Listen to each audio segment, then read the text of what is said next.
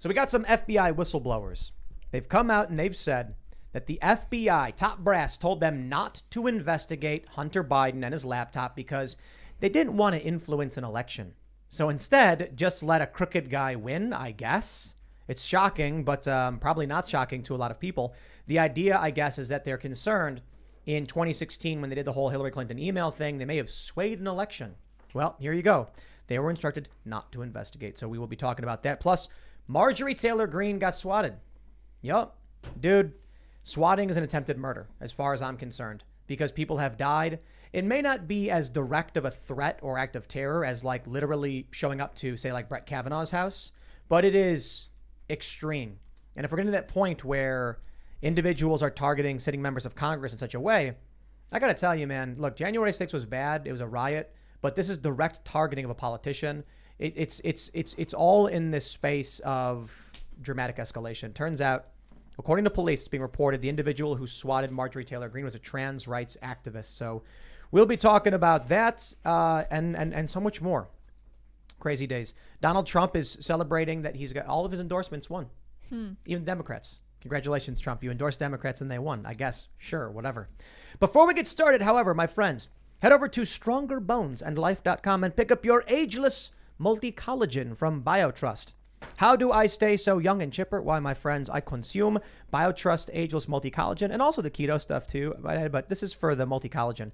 So go to strongerbonesandlife.com. You'll get 51% off. This is collagen. You need it for your joints, your skin, your hair, your bones, your nails, all of that good stuff. If you want to look young and supple, you'll need this. Go to strongerbonesandlife.com and you'll get a 60-day money-back guarantee. The healthy aging support of collagen in its ideal forms. 5 key types of collagen you need from 4 different sources. Hydrolyzed collagen peptides, meaning better and faster digestibility to support maximum benefits. And for every order today, they will donate a nutritious meal to a hungry child in your honor through their partnership with NoKidHungry.org. To date, BioTrust has provided over 5 million meals to hungry kids. Please help BioTrust hit their goal of 6 million meals this year. It is non-GMO and free of artificial colors, flavors, preservatives, and sweeteners, free of gluten, antibiotics, RBGH, RBST, nearly no odor or taste, no clumping. You'll get free shipping with every order, free VIP live health and fitness coaching from BioTrust team of expert nutrition and health coaches for life, and their free e-report, the 14 foods for amazing skin with every order. Again, shout out BioTrust. Thanks for sponsoring the show over at strongerbonesandlife.com. And I must say, head over to timcast.com, become a member, because we're going to have an epic members-only show tonight after the live show. So if you want to hang out, see the uncensored, not-so-family-friendly version, that will be at 11 p.m. over at timcast.com. And as a member, you're directly supporting our work. You'll get access to the Cast Castle vlog Tuesdays at 7. We actually just filmed a really funny bit involving chickens, but maybe we'll talk about... No, we shouldn't give it away. And we also have Tales from the Inverted World. We were able to film an amazing bit for Cast Castle with our current guest, James Lindsay. Is it Dr. James Lindsay? It is. Dr. James Lindsay. It's a little embarrassing these days, though, to admit that you stayed in academia that long. Nah, and you got a PhD. So for those that don't know who you are you? I'm Dr. James Lindsay. That's concise. Okay. I like it. That explains it. Tim, I'm dead. I died. They kicked me off of Twitter. That's it. Your digital self is gone. That's right. R.I.P. me. Rip James. You want to pull that microphone up a little bit? Sure. Ripped James? I always Yeah, do this. Yeah, ripped James. Look at this. Yeah, look at that. That's it. He was sword fighting. That's what Lydia said. Lydia 70s. said that I'm jacked. That's right. It's getting jacked. Working on it. Okay, so I criticize woke stuff. I read Marxism. I tell people what Marxist books say, and I criticize woke as a form of Marxism. I call it woke Marxism, as a matter of fact. That's not a joke. I know there's a lot of joking involved in what I say and do, but... Like critical race theory is basically woke Marxism. I wrote a book in February called Race Marxism that's about critical race theory. So, yeah. And right now I'm doing education theory. I'm going through that. I'm diving into this so-called queer theory, which guess what I would think of it as? Queer Marxism. Hey, there you go. Yeah, whole thing. So I think everybody knows who I am, actually. Yeah, everyone. Because I've been struck down like Obi-Wan. Which made me much stronger. Yes. Of course. I sense your presence. Yeah. I knew you could. Thanks for coming. We also have Hannah Claire Brimlow. She's hanging out. Hi, I'm Hannah Claire Brimlow. I'm a writer for Timcast.com. I'm Ian Crossland. Also happy to be here. What's up, everybody? James, looking forward to finding out why you got banned from Twitter. I'm still shocked. Still reeling. Let's talk more about that in a bit.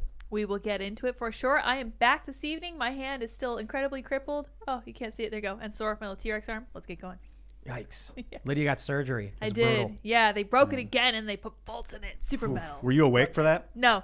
I made them knock me out. I was like, How, goodbye. what was it like? You just like fell asleep? Yeah, it was great. It was great. I just drifted off. then I That came freaks me back. out, you know? Yeah. Like when you're going for surgery, it's like, what happens? Do you dream while they're It's a nap. chopping? It's a I nap. woke up did, in a yeah. surgery once. Ooh, No, don't what? I've recommend heard that. of people was doing just- that with their wisdom teeth. Yeah, it was my wisdom teeth. Yeah. I was they- not put under for that. Man, Gosh, I woke dude. up and they were like hammering to break I don't know if you knew they break your wisdom teeth Yeah, that to get happened them to out. Andy. Yeah. Yeah. I wasn't put under for that. And the guy started like laughing. Like I was like I couldn't talk. My mouth was like clamped open and Could you feel it? I felt pressure, like the hitting, but no, it didn't hurt.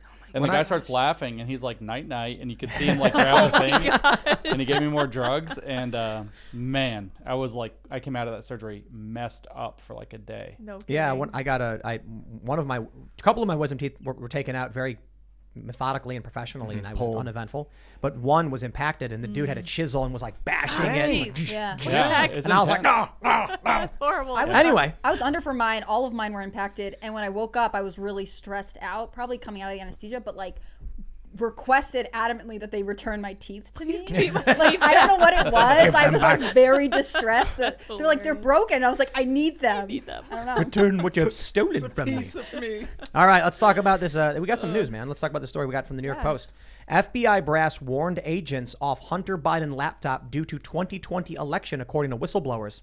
FBI officials told agents not to investigate first son Hunter Biden's infamous laptop for months, vowing that the Bureau was, quote, not going to change the outcome of the election again, according to whistleblower claims made public by Wednesday by Senator Ron Johnson. These new allegations provide even more evidence of FBI corruption and renew calls for you to take immediate steps to investigate the FBI's actions, regardless of the laptop, Johnson wrote in a letter to Justice Department Inspector General Michael Horowitz. According to the senator, individuals with knowledge had told his office that local FBI leadership had slow-walked the laptop investigation after the computer was recovered from a Wilmington, Delaware repair shop in December of 2019. We got this story from the Examiner. Jim Jordan says more FBI whistleblowers are coming forward every other week. Here's where it gets crazy. The FBI said not to investigate very serious crimes, which literally involved the man running. And the excuse was, we don't want to interfere in an election. It's like, no, you're literally interfering. You're pausing your job, not bringing criminal justice accountability to a corrupt family because the person's running for office. At the same time, right now, Donald Trump, who we all know is going to be running, is having his home raided by the FBI, and they're cheering for it. So very clearly, what's the word for, when we've done hundreds of shows, thousands of segments, and we just talk about political civil war, conflict, weaponization of the DOJ, all of that stuff. And like this is certainly should be a cold splash of water in the face of the average person. And if this doesn't do it for you, like to somebody, and they don't believe it, there's no change in their minds. You actually have the FBI whistleblower saying, we were told not to investigate a Hunter Biden laptop, which includes Joe Biden. Meanwhile, Donald Trump currently right now is having his home raided. Okay, there you go. It's busted. What do we do? We do what we do, which is, I'm glad you pointed out, doing nothing is a form of doing something. Often sitting by and watching evil take place is an active thing you do. So they certainly influence the election by not getting involved or by choosing to ignore it. That's a form of influence. Like it would be if, let's say there's a house on fire and it's got evidence of a crime in it. And the firefighters are like, I'm not going to put that fire out because then somebody might find that evidence and use that against the person who lives there. So we'd rather just let the place burn down, I guess. That makes no sense. The FBI, they're law enforcement. They're supposed to say, we will stop criminal activity. This means Hunter Biden could have been actively engaged in criminal activity for a year. And the FBI was like, well, Joe Biden's going to run for office, so we better just let him do it. There you go. Welcome to, what's the word for it? What do we call this era in American history? Is there a word we can use? I don't know. I mean, it's just such a partisan play, right? We don't want to influence an election depending on who's running and also who we don't want to run. It's just so strange and open. I am surprised that the FBI isn't. I was really surprised when the obvious answer after Mar-a-Lago was people being like, we don't know that we trust the FBI. Why are we letting this organization run this way? And the response was, no, you can't say that about this giant government institution. Like, it seems like it's clearly biased to favor Democrats right now and to protect Democrats who might be conducting or acting illegally, but obviously choosing to investigate Trump and other Republicans. It's just, how can you even trust the system when it's so obviously biased? But they don't care. No, they don't. I think what they're really trying to do is protect the liberal economic order, which is this global, thing we've had since 1946, basically to prevent World War III. And whether I don't personally think it's like a Democrat-Republican thing. I think they're trying to hold up the old order. I disagree somewhat. I agree that they are powerful interests and entities that clearly want the liberal international economy to stay afloat. But people are chatting about Sam Harris as a good example of exactly what is going on here. Sam Harris, he said the quiet part out loud. Mm-hmm. And then he tried walking it back because he realized what he was saying, what he was admitting to. He said he would not care if Hunter Biden had the corpses of children in his basement. It's like, you realize who's giving this guy money and who's funding this and like what that investigation would actually lead to, but they don't care. This is they're psychopaths. I don't know. Like, what's the mental Trump derangement syndrome? Is that the official diagnosis? You have people who are like Sam Harris literally saying Hunter Biden could be abusing and murdering kids, but Trump once had a university and that's worse. He actually said those words. He said, I wouldn't care if there were corpses of children in Hunter Biden's basement. What Trump did with Trump University was way worse than anything Hunter Biden could have done. And it's like, what? Like, the worst case scenario is Trump opened a fake university and ripped some people off. And that's worse than Joe Biden funneling U.S. taxpayer money to Ukraine and getting us involved in war and surrendering in Afghanistan. Among other things. Among a few other things. I mean, so you asked, what is this period in America's history called? It's the hopefully attempted color revolution of the United States. Weimar America? I mean, well, one wishes, actually. It's worse than that. It's exactly the same kind of thing they pulled in Ukraine like 2014 or whatever. We're talking about a revolution. They are attempting to take over the country illegitimately, in my opinion. And what I was saying earlier is, I've talked about civil war, but I should revise that. Because civil war implies two factions competing. Right now, it just looks like it's a revolution. So you look at Soviet Russia, you look at Germany. Those were not civil wars. The political conflict ultimately resulted in one faction just instantly winning without a civil war. So to be a bit more pessimistic, the result of everything that's going on would be revolution. But I do kind of feel like they're losing. So I do too. And so, I mean, another way that we could characterize this, since you have me here and I talk about Marxist theory all the time, is that what we're actually living through is kind of the logic of this essay from 1965 called Repressive Tolerance. I bring this up a million times. I brought it up here before, but the logic of repressive tolerance is that the left must be tolerated at any. This is actually, you can look up the essay itself. It's the thesis statement. We must extend tolerance to the left. We must not extend tolerance to the right. They say that this includes the level of violence.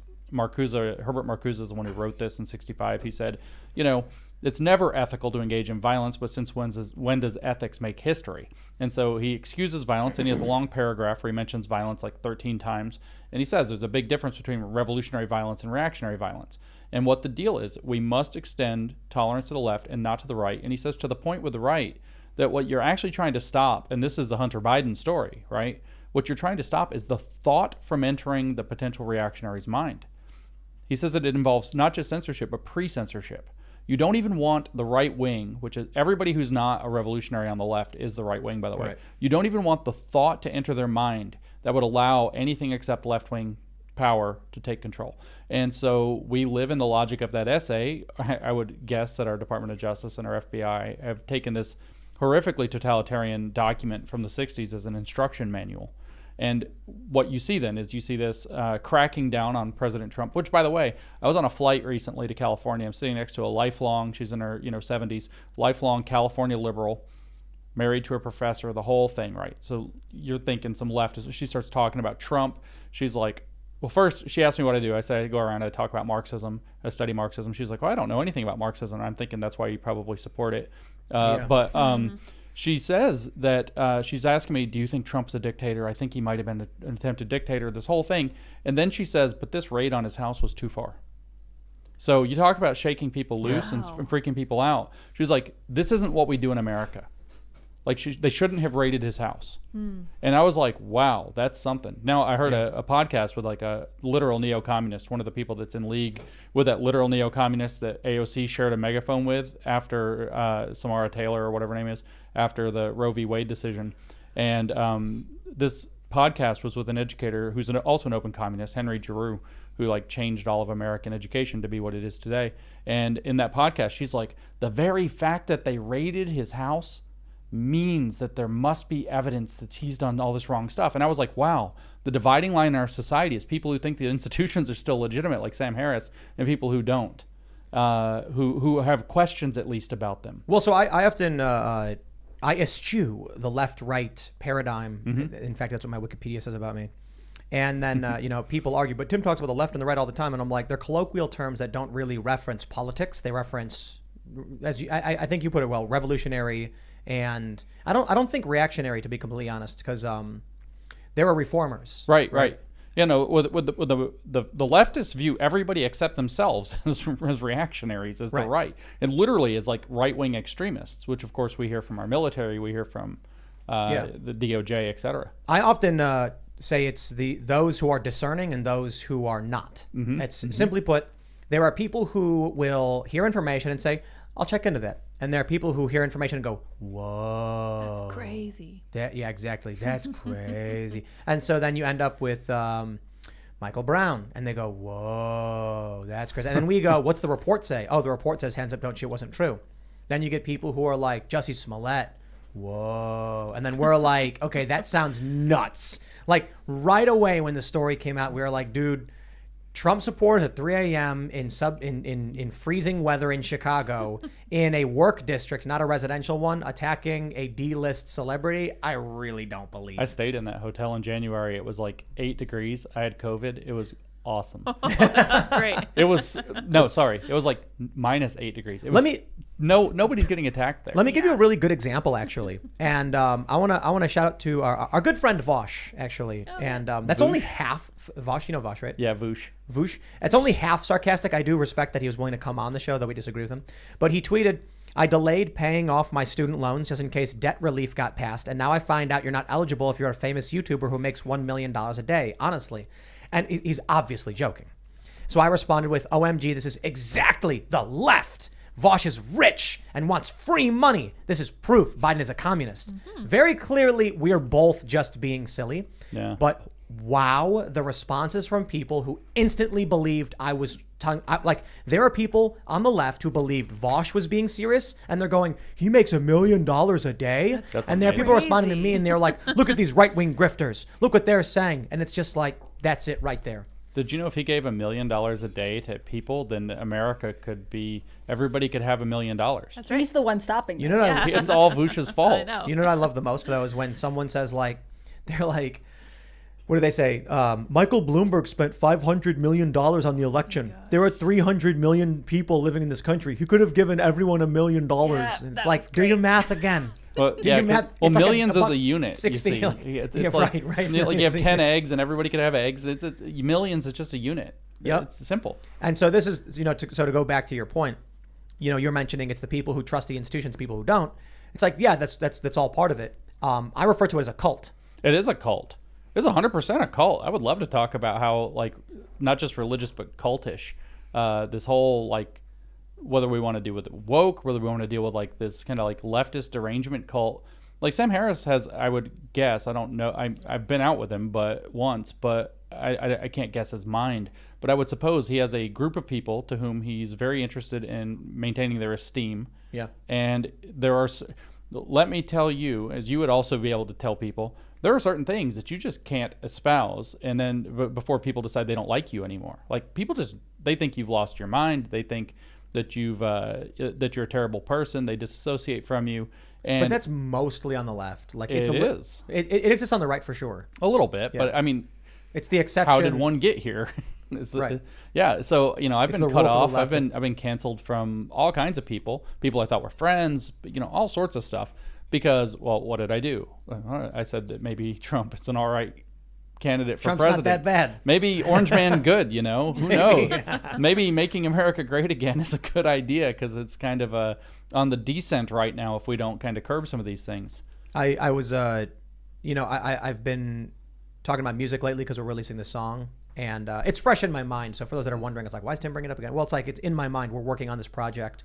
And I tweeted this today, like, there are people who are scared to say things they like. And that's weird to me. So Nickelback is a really good example because everybody jokes about how awful Nickelback is. It's like, dude, they have six top 10s on Billboard Hot 100. And they have one Billboard Hot 100 number one for 4 weeks. For 1 month, they had a song on the number one song. Like, people clearly like Nickelback. Yeah. But it became a meme where it was like you weren't cool if you admitted to liking them. Well, that's because they went huge. Maybe, but I'll say this. So I was like, people clearly like them. Not really my jam. I've never been like a fan of them. But they did a cover of Devil Went Down to Georgia, which is mind-blowingly good. It's one of the best covers of the song I've ever heard. The guitar playing is crazy. The vocals are fantastic. They cut the chorus out though, and I'm like, come on, man. Charlie Daniels Band. It's a classic song, but it was really, really good. It's amazing. I got no problem saying that. And there are people tweeting at me being like, this explains it. He admits it. And I'm like, do you think I care? I genuinely enjoy that song. I will tell you that. Yeah. I'm not worried about you not liking me because you do nothing for my life. There's a term for this. What is it? It's preference falsification. It's that in order to appear socially acceptable, you falsify your actual preferences. Yeah. That you like a Nickelback cover or song or band, period. But you know that the people you're talking to will think you're not cool if you do that. And so you falsify your preferences as a social maneuver. That's crazy to me. And I actually think that people like Sam Harris falsified their preferences, or maybe they didn't, but maybe they just got sucked in by the psyops. But a lot of people falsified their preferences about Trump to the point where they believed it. Like it drove them. If you live in crazy town for long enough, you go crazy. I mentioned this the other day a couple times, a video of a woman asking 3 women, what is a woman? And I think it was Matt Walsh who responded, these women all clearly know what a woman is, but they're trying to reconcile the definition with what they're allowed to say. That's right. Yeah. So it's like definition falsification or something. A lot of people miss, by the way, the big point of what is a woman. A lot of people don't understand what that's about. And just to point out, Ketanji Brown Jackson actually told us when Marsha Blackburn caught her out, said, what is a woman? She said, oh, I don't know. Do I look like a biologist or whatever it was she said exactly about invoking an expert. What she said is, I can't answer that question without asking an expert. Yeah. In other words, we can't answer simple questions about reality without an expert telling us what the right answer is. Correct. And that's scary as hell because that's superpower grab territory.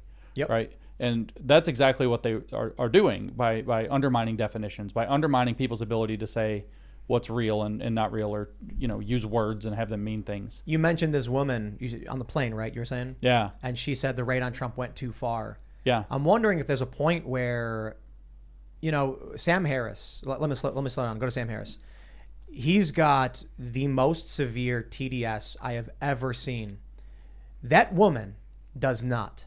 She's probably a normal person and just passively absorbs information and thinks Trump is bad because she's just hearing it.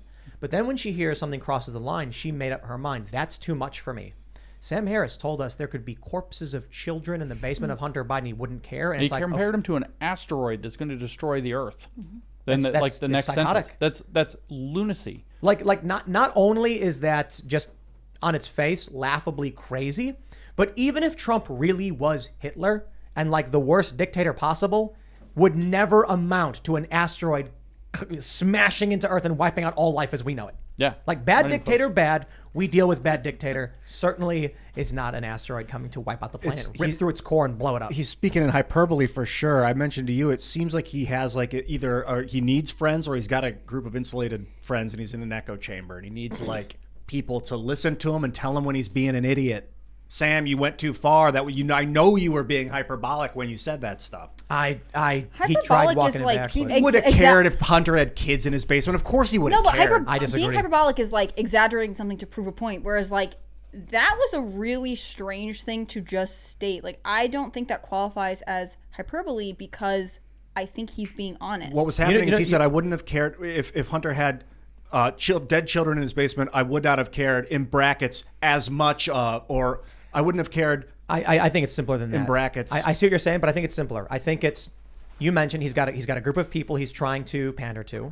He's doing this public interview. He wants them to hear it, whoever they are. And so he has to keep one-upping his position. He has to be bigger, stronger, better. And in this line of thinking, it's Trump is bad. We must stop Trump by any means necessary. In order to pander to those people, he has to constantly expand upon his position. Now he's at the point where he's like, dead kids don't care. Huh? Just got to stop Trump. He's an asteroid. It's kind of like how incrementally the Nazis started. First, they didn't like Jews. Then they started taking their businesses away. Then they started shipping them out. Then they started shipping them to camps. And they started killing them. Like how it incrementally got worse and worse. So same with Sam's mind seems to have incrementally, according to what you're saying. Imagine getting people more in politics or the FBI doing that. And this is the story we have. The FBI going like, well, we can't go after Hunter. Oh, but Donald Trump, he had documents. Even though he has, like unilateral declassification powers. Yeah, you said something. Did you see the thing that they put out that huge list of items, and one of the things that was contraband was I guess an illegal cocktail napkin from the White House. They had a cocktail But didn't the napkin. Clintons like move furniture out of the White House? Like this was like one of the famous things. They had to return stuff to the residence. They had moved stuff out. Like I don't know. We're not supposed to know anything about what Oh, Hillary sorry. Clinton did. Nobody knows anything about Hillary Clinton. I want to get your thoughts on this, James. We have this story from Fox 5 Atlanta. Marjorie Taylor Greene was victim of swatting at Rome residence. Police confirm. So this is a terrifying story. It is. A bunch of outlets have reported this is a prank. A swatting, for those that aren't familiar, I think most of you are, but just in case, is when someone calls the police and says there's a violent crime currently taking place, so that a SWAT team shows up to your house and potentially kills you. People have died from this.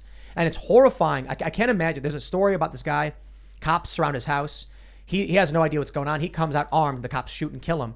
Imagine, first of all, that guy being the victim, having no idea why the cops are at your house. Then think about, I'm not saying it's worse, but that cop who was told there's a guy about to murder his wife or something. We need you to save her life. And he shows up and he's like, I got to stop this guy.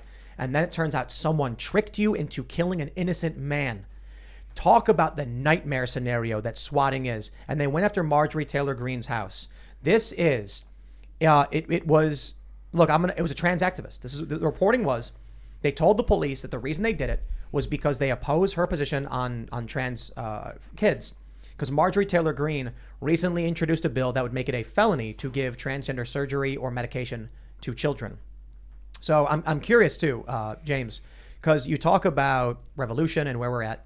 Where does this fit in with their power grabs, the power structures? Like what is this? Okay, so just to mention, by the way, the last time I actually talked to Marjorie like a month ago, and this is exactly the subject, not swatting, but trans activism and the surgeries and everything to the children was exactly what we talked about. So it's kind of funny. I like Marjorie. So what's going on here is kind of an unbridled demonstration of being willing to step outside of the boundaries, the normal boundaries of society, in order to get your way. So Marjorie Taylor Greene proposes a bill. This is the way that we do things. If the bill passes, the bill passes. There are lots of bills that pass that people like or don't like on either side, and that's just the name of the game. Maybe it doesn't pass, maybe whatever. But the idea that you're now going in to do this act of intimidation that basically sends this huge signal. Outright terror. Outright terror. Literal definition of it. There's few things. There are some things, but there are a few things scarier than the idea, like you said, of armed, angry police officers thinking something is going on that requires desperate measures surrounding your house or whatever at 1 a.m. right in the middle of the night. You're asleep. You don't know what's going on, and all of a sudden this is happening. And so what this is it's just another escalation in the kind of pattern of intimidation that we're seeing. So what were they doing outside the Supreme Court justices' houses? They were protesting, but then Judge Kavanaugh has a credible threat to his life involved with this. And what do you have? Well, it turns out, funny enough, you mentioned trans activists. The exact same trans activist who got me kicked off of Twitter, the exact same one, Alejandra Carabello, advocated for more of this, the intimidation tactics, intimidating of the Supreme Court justices, even in this environment. The exact same one. So what you have is people who are stepping outside of the frame of society. They're breaking the detente of society to get their way, and they feel perfectly entitled to be able to do it because they've got some trumped up idea about, what do you call it, systemic or structural while power. demanding that you stay within the lines. Oh, yeah, And so absolutely. we That's saw- a repressive tolerance again, or liberating Right. tolerance, actually. We saw this with the Gravel Institute. After January 6th, the Gravel Institute tweeted that they supported the action, but not the people. The people were the wrong ones to do it, and they deleted the tweet. people were like, you're saying that you thought that was good? And they were like, yup. And then they were like, y'all are crazy. And then they deleted it like, okay, maybe we shouldn't admit that. That's the crazy thing. You have people who are lucid. They understand what they're doing. They know how the machine works. They know why they're claiming you can't do it and while they do it. But then you have the dumb people who mindlessly march along completely clueless and don't care. Sam Harris comes off to me like he is, what's the opposite of sentient? Sam Harris comes off to me as the fulfillment of the critical theory magnum opus called Dialectic of Enlightenment, to be honest with you. Explain. So Dialectic of Enlightenment was this book written in 44 and rewritten and published again in 47 by Max Horkheimer and Theodor Adorno, the two kind of principal critical theorists of the era. And what they said is that, you start off with the Enlightenment, you enter into this phase denouncing myth and entering into rationality. But what happens is that through the dialectical process of transformation of Enlightenment, rationality itself becomes its own mythology. And you literally enter into this new kind of religious order of rationality that completely divorces you from being genuinely rational. You're now operating within this myth. And I read this book and I was like, this is insane. This is just crazy. And then I looked at Sam Harris and I was like, oh, okay. So maybe what's the opposite of lucid? Murky? Yeah, Murky? clouded. Clouded? Yeah. Well, so the way I see it is Sam Harris is... Dude, it's almost like looking through cataracts instead of Right. lucid vision. It's like he's got this fog in front of his eyes. But I don't think that's the right way to describe it, because hypnosis is a better way to describe Yeah, it. that's a good way to put it. That is a Because good way to put even it. if your eyes are cloudy, you can be thinking clearly. Yeah. Even if your information is bad, you wouldn't say something as insane about dead kids. He's in a state of like cult hypnosis Yeah. that has stripped away his individuality, his agency. And Yeah. now he's just mindlessly droning along. There are people like that, but then there are people who are fully aware they're breaking the rules and they know it and they don't care. Like I mentioned, the Gravel Institute. Oh, yeah, totally. So this is something a lot of people don't really fully appreciate about our current moment, is that we're actually not dealing with just politics at all. We're dealing with, it's not even like the soul or the future of America. We're dealing with two fundamentally different conceptions of what it means to be a human being, or literally, down to religious roots of what it means to be a person. And kind of the American answer kind of comes from John Locke, who in essence is like, well, none of us are God, so none of us deserve political authority. So we're going to secure life, liberty, and property so people can think for themselves and disagree amongst one another, because we don't have all the answers. And so the American system, really, the question is who deserves political authority? And Thomas Jefferson and Benjamin Franklin, these guys meet together, and their answer, James Madison, were like, nobody deserves it, but we'll lend it to you under these conditions. And that's called a republic. Yeah. But the answer, these leftists fundamentally believe, Marxist-style leftists fundamentally believe that they're the only enlightened, conscious people on the planet that understand how stuff's supposed to work. So they not only should have political authority, they're entitled to political authority. So they get to step outside of the rules because they're fully entitled to have political authority over everything. You want to read that one? Yeah, okay, so it's pronounced Gravel. Gravel. Okay, the Gravel Institute. When was that? 1/8/21. So Yep. January 8th. 2 days after January 6th. Okay, got you. But if leftists had stormed the Capitol, you'd support it, in scare quotes. Yes, they are fighting for a good cause. Fascists are fighting for a very bad cause. This should not be difficult. This is the thesis statement of repressive tolerance, written right again. That's exactly the thesis statement. If we went down to the thesis statement of repressive tolerance in the essay, he says that liberating tolerance can be summarized in basically a single sentence. And he says that tolerance must be extended to movements from the left and must be withdrawn from movements from the right. Which is exactly why they never seem to complain about the Soviet Union or the Cultural Revolution and these other countries that currently exist that are still communist, but they're always screaming Nazi Germany. That's right. That's The exactly fascists. right. The fascists. That's right. They never recognize that if you actually read Marx's different stages of history, where you bail out of capitalism, you have your revolution, and you have a dictatorship of the proletariat. That's the next stage. That's called socialism. That socialism is actually a fascist state that is supposed to dialectically unwind to a utopia, which it's not going to do. There's a meme, and this female journalist, personality leftist, tweeted, people often point out how socialism has failed in so many countries. But if it doesn't work, you don't just give up. You keep trying. And then someone responded, like they said, like cooking, if you make a mistake, you just start, try again. And someone responded with like, oops, burn the souffle. And it's a picture of Pile of skulls. Yeah, brutal murder. Well, I mean, that is actually their idea. So the idea is, I mean, to get deeper into the philosophy behind it, that you have this thing out floating in the world. This is Hegel. Okay, so Hegel precedes Marx. Marx retools Hegel and makes it material. Hegel's idea is that there's this literal concept of God called the absolute idea. So it's the perfected idea, the absolute, Platonic form of how everything in the universe should operate. It's the deity. But we don't have access to that. So it splits into two sides, the theoretical idea and the practical idea. The theoretical idea is our idea about it, our guess about it, our theory, or how we think the world's supposed to work. The practical idea is how it actually gets implemented, usually through the state. By the way, he said that the state is the divine idea as it exists on earth. And this is just to help you understand if you ever see the left start gloating about praxis. Yes, that's right. And so what the idea of praxis is supposed to bring theory and practice together again. So the theoretical idea and practical idea are supposed to come together, which reinstitutes the absolute. So the idea is that when you put the Soviet Union into practice and 30-something, 40-something million people die, what you were doing is you're exposing the contradiction between the theoretical and the practical. So what you're actually doing is learning more about why it didn't work this time.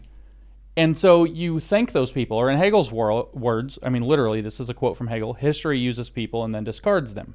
So they were discarded on the altar of the god of history, sacrificed to the god of history so that history could move to its perfected endpoint. You should watch Full Metal Alchemist. Have you ever watched it? I know what it is. I've seen like some parts of it, but I haven't actually watched it all the way through. But I'm sure that this is going to relate because what Hegel was a hermeticist, which is an alchemist. There's two animes that I recommend, or manga, Attack on Titan and Full Metal Alchemist, because they directly deal. So Full Metal Alchemist Brotherhood, which is it follows the manga. And I know a lot of people out there, they might not be fans of any of this stuff, graphic novels or whatever, but seriously consider this, because what it deals with is powerful elites who want to sacrifice the people for more power. That's Full Metal Alchemist. I don't want to spoil it if you're going to check it out, but it very much deals with this, how the population throughout history are sacrificed for more and more power. And then Attack on Titan, it's funny, someone posted a meme of Jordan Peterson saying you should watch Attack on Titan, and it's not real, but if you're a fan of Jordan Peterson and you watch that show, you're going to be like, I wouldn't be surprised if he actually did say it, because it deals with privilege and historical racism and all of that stuff in those shows. So they're very, very interesting. But anyway, I digress. Believe it or not, I actually know a manga, and that's Death Note. I actually know one. Amazing. That one's Death cool. Note's so That's good. really cool. Yeah. I got questions about this. Marcuse is the guy who wrote Marcuse, yeah. Marcuse, and this is the 60s. What was the name of the paper again? Repressive tolerance. So they're saying that leftists should be tolerated. Violence from leftists should be tolerated, but from the right, not even the thought should enter their mind. Why? Correct. That sounds out of balance. Without a balanced right and left to function together, I would think that the system would fail. Why? Okay, yeah, because they believe that what happens is that the system is inherently corrupt, and the system is inherently designed to reproduce itself. And only the true leftist understands how to break free of what they called this the problem of reproduction. So that society reproduces itself by all of its means and mechanisms. So only that which steps out of the mechanisms of reproduction is to be condoned. So anything else on the right, what you're doing is you have a oppressive society, a repressive society, a harmful society, a racist society, a sexist society, a classist society. And if you don't reject that utterly, in fact, he called it the great refusal, Marcuse did. If you don't reject that utterly and step completely outside of it, all you're doing is becoming complicit. Doesn't this sound familiar to the world we live in today? You're becoming complicit in those harms and keeping those harms going. So in some sense, you bear moral responsibility for every act of racism that comes up later in life, in the world, for every act of, capitalist exploitation or whatever that happens later in the world. If you don't completely refuse the system, then you're complicit in that. So they don't want balance. They think that balance is a form of compromise that keeps oppression alive. So you have to have a complete, he calls it again, the great refusal of the entire terms of the existing society. And the question is, how do you solve the problem of reproduction? And the answer that they gave was relentless criticism, problematization of everything.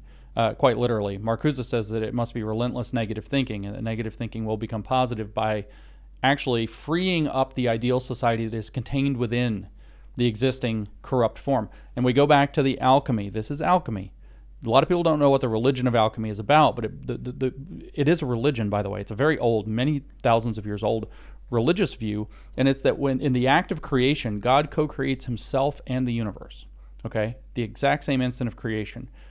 But he makes himself in the universe. So every single thing, whether it's this pen or, whatever, me, you, the crystal balls, whatever it is on the table, there's some aspect of the divine contained within that, but it's in its mundane form. And so what you have to do is use the magical spells of alchemy to break open the mundane form of the thing so that the divine form can come out. Lead is a mundane metal, so you have to do the magic spells, break open the nature of lead at a metaphysical level, and then the seed of gold inside will transform the entire lump of metal into gold, which is the divine metal. Death is the mundane form of existence, so you have to break open and make the elixir of life that will break open the death and turn it into life, which is divine. And the same thing is being expressed by Marcuse in these essays that he's writing, especially Repressive Tolerance here, is that if you break open the form of society, then what can happen is that the ideal divine version of it, heaven, or as Henry Giroux, I mentioned earlier, put it, the kingdom of God as it exists on earth, can emerge from the oppressive forms that are trapping it and holding it back. Do they acknowledge that when you break open a society, it can also, immolate or they should listen to Gandalf talking to Saruman, because he's like, whoever breaks a thing to see how it works has left the path of wisdom. That's the problem, is they think that the world is intrinsically bad, right? So this turns out not to necessarily be the Hermetic side. If we go back to Hegel, what did he do? He combined Hermeticism with another old religion called Gnosticism, an old mystery religion. The Gnostics believe that being itself, we've been cast into a prison by the character in Genesis that gets called God, but he's actually the demiurge, he's actually a demon. And so he's not the real supreme being behind the scenes. And so the whole of being is a prison where you don't get to be who you want. You have to grow up. You have a body you didn't ask for. So maybe you have to transition. Maybe it shackles you to having babies. And so, you have to be able to have infinite abortion. You have to be able to transform your body.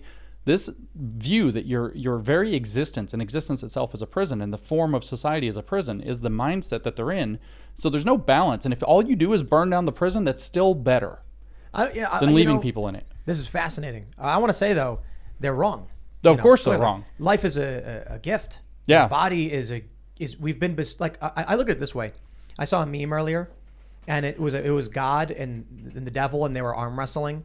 And it was some political cartoon. It said, only a fool would create his own enemy. And then I responded with, when we program video games, we make the villains on purpose. Your argument is childish. But this idea of, your body being a prison or whatever, when we play video games, you play a character which has limits. It's enjoyable. It is done on purpose for something we want to do. You get a character, the character's weak, you make it strong, or you start, how many women played Mario? It's like, oh, now you're a guy. It's like, they don't complain that Mario can't turn into a woman or be a different character. It's like, you play the game, you enjoy it. Life is a gift. You got, it's not particularly long, but it's long enough in a lot of ways. And you get to experience this slice of existence. And that's unique and that's magical. Well, so speaking of video games, sorry, I'll give you a second, but you ever play, believe it or not, I know last time I was here, I was like, don't play video games. But believe it or not, I used to play video games. And I got really into, at one point, this Final Fantasy series. And I was playing Final Fantasy X, which is that legendary kind of, epic story. Everybody gets all excited about it. And it turns out that the game is set up so that you can actually, get these crystals or whatever they are and just keep making your character stronger and stronger and stronger. And it turns out I was playing on my brother's account or whatever, and he left. He went out to San Diego for 3 weeks, and I'm just playing, and I'm bored, just chilling every night playing the game. And I made these characters super strong. So even the little sissy, weak magic users or whatever, they aren't supposed to be able to hit with their stick very hard. It would hit and it'd be all nines and kill everything in one hit. And it's he came back and he was like, what the heck? The game's not even fun. Yep. So when you go God mode in a game, it's not even fun anymore. Exactly. It takes everything away from it. And so, this idea that the body is a prison completely misses the give and take of reality and of life that makes life interesting and worth living. It's really a sad and miserable existence. And I do have tremendous pity for people that are sucked into this kind of way of thinking. But ultimately, I think this is where the drive comes from. Let's jump to this next story because I think this all really comes together in interesting ways. From Post-Millennial, Biden to cancel up to $10,000 in student loan debt, extend payment pause until December. And there's also going to be a $20,000 forgiveness, which I believe is additional if you received a Pell Grant. They say, in addition, Pell Grant recipients will see up to $20,000 of their debt canceled. I read somewhere that it was actually in addition to, but I could be wrong. Yeah, I think it's 10 on top of 10 is what I learned. Is that what it was? I think so. That's what I was someone wrote it was 20 on top of 10, and they may have been mistaken. It was like a mainstream publication or something. But anyway, this ain't it. They're not actually solving the problem of student loan debt. The predatory loan system will still exist. All he's basically doing is giving a tiny bribe to people to vote for him. But I think the bigger issue here that I'm interested to hear your thoughts on, James, is universities, these schools, they are subsidized indoctrination machines. And now people are getting a freebie. So it's like they're continually subsidizing in more and more ways. They want it to be free. Yeah. Well, of course they want it to be free. I mean, anybody who's sharing a cult religion wants you to come and experience it. And if it costs money to support, they want someone else to pay for it so they can keep funneling people in without hindering themselves, right? Yeah. So I'm curious what you think about all this. No, I mean, so this is, I mean, there's a whole thing we could get into if you want to about how universities back themselves or painted themselves into this financial corner they're in. But with the students, let me just take one step back and we'll come back into focus because it's going to hit both of the things we were just talking about or all of the things we've been talking about. The agenda behind much of leftist activism, if you read Marcuse says in another essay, it's called The Essay on Liberation of 1969, the first chapter of that, it's an essay, but it's like 170 pages long. So it's, back in the day, kids, we wrote real essays. They weren't 500 words. Sorry, op-eds. No, it's 170 pages. The first chapter of his essay on liberation is A Biological Foundation for Socialism. And what he explains is that if you want to get socialism, you have to change the level of people's vital needs. You have to change people in terms of what they need. Now, he has a footnote that says, I don't literally mean biology. So he's not literally advocating for eugenics. And every time he uses the word biological, it has quotes around it. So he means something different by it. And what I finally figured out was what he means by it is that you don't know how to live life without getting your way. In other words, psychopathology. Literally, the definition of psychopathology. It interferes with your ability to engage in daily life. So, every bit of leftist activism that's followed off of Marcuse, which is basically all of this radical left since the 1960s, has at the bottom the goal to create the activists who are going to not be able to figure out how to live their life without getting the policy change that they demand. So, in this case, you give all these kids crazy amounts of student debt, and what do? They become agitators for student loan forgiveness and eventually free college because they want to have the free indoctrination program. And so hand in glove, the colleges become the indoctrination centers, or actually the programming centers. They're more like Maoist thought reform prisons than they are like indoctrination. So you turn it into a thought reform prison and you get kids to demand that it be free because you put them in financial dire straits. Now with the trans issues, the same thing. Because what happens if you transition a child? Put them on puberty blockers, you cut them up, sterilize them, but what else? Do you know how expensive, you know how many drugs and how much medical care and they you have to take them for an extremely long for time. For the rest of your life. No, right. So what are those people going to advocate for at a policy level?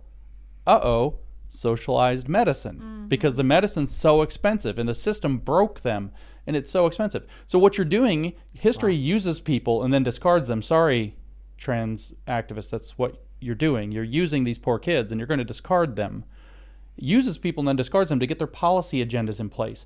And in this case, you're going to create an army of people, among other things, they're politically moldable, etc. But you also are going to create an army of people who are going to advocate vigorously for the rest of their lives for socialized medicine. Just like these kids in college. What's worrying to me about this is we talked about the detransitioner subreddit, where you have nearly 40,000 people and constant posts from people about how they're becoming suicidal because they were rushed into this and didn't want to do it. Yeah, no kidding. So my whole response to the whole thing is whether someone is trans or someone is not trans and being pressured, we better slow that thing down before people start taking their own lives. Well, now That's you the know last thing we want. one of the main reasons that they're doing there are a few, but one of the main reasons that they're pushing it so hard is because they need that army of broken people who are going to be pharmaceutical patients for the rest of their life, who are going to have expensive medical treatments, who are going to ask for and beg for socialist medicine. I kind of feel that's a bit of a stretch. I think there's a lot of factors at play. There's industry standards. There's money to be made. There's money to be made. But there's money to be made in the short term too, and the long term as well. But I think a lot of these people, if you look at the mothers who bring their kids to these shows, it's like you've got Munchausen by proxy. But then you have parents who are genuinely confused and don't know and think they're doing the right thing. Sure, of course. I think you'll find with most circumstances you have normal people being pulled in a direction. Yes. And it's a much smaller faction that are probably nefarious. No, that's exactly exactly right. As a matter of fact, the vast majority of, say, the so-called parents of trans kids, and I say that so-called because I don't believe such things as trans kids exist. There are people who've been pulled into this, as you were suggesting. But the parents, a lot of them were like... I got to stop you there. I think that's factually incorrect. We talked about there's an article from a PhD professor who talks about endocrine disruptors and hormone disruptors, which masculinized the brains of female fetuses and then resulted in trans kids. I think. How often is that? Probably, so maybe they do exist, right? And that's 1 in 10,000, 1 in 20,000. Sure. I'm not saying it's 1 in 10. I'm just saying, for you to say you don't think they do exist, I think we've. I'll walk back to they're very rare. Very rare. I agree with, and I think the challenge is. We have a system right now that doesn't discern between social and the actual. Oh no, they're not even going to try. They're not even going to try. It's just rushing kids into medical treatment, which is going to permanently alter. And for many of these kids, we're clearly seeing now at the detransition subreddit ruin their lives. Yeah, big mistake. Because you dangle out, you tell them you have this huge problem. There's no real good solution to it. You're probably going to commit suicide if you don't get resolution to it. Here's this treatment here's this one path out. By the way, this is how they did Maoist thought reform, is they put people under outstanding psychological pressure with a limited set of choices for how to escape that pressure. And then they go into that, and then what happens is they get 4 or 5 years in, and then whoop, the rug's been pulled out from under them. They don't have any options to get out anymore. The underlying problem never got treated. My question is, how much of this is an emergent phenomenon versus a directed phenomenon? Oh, yeah.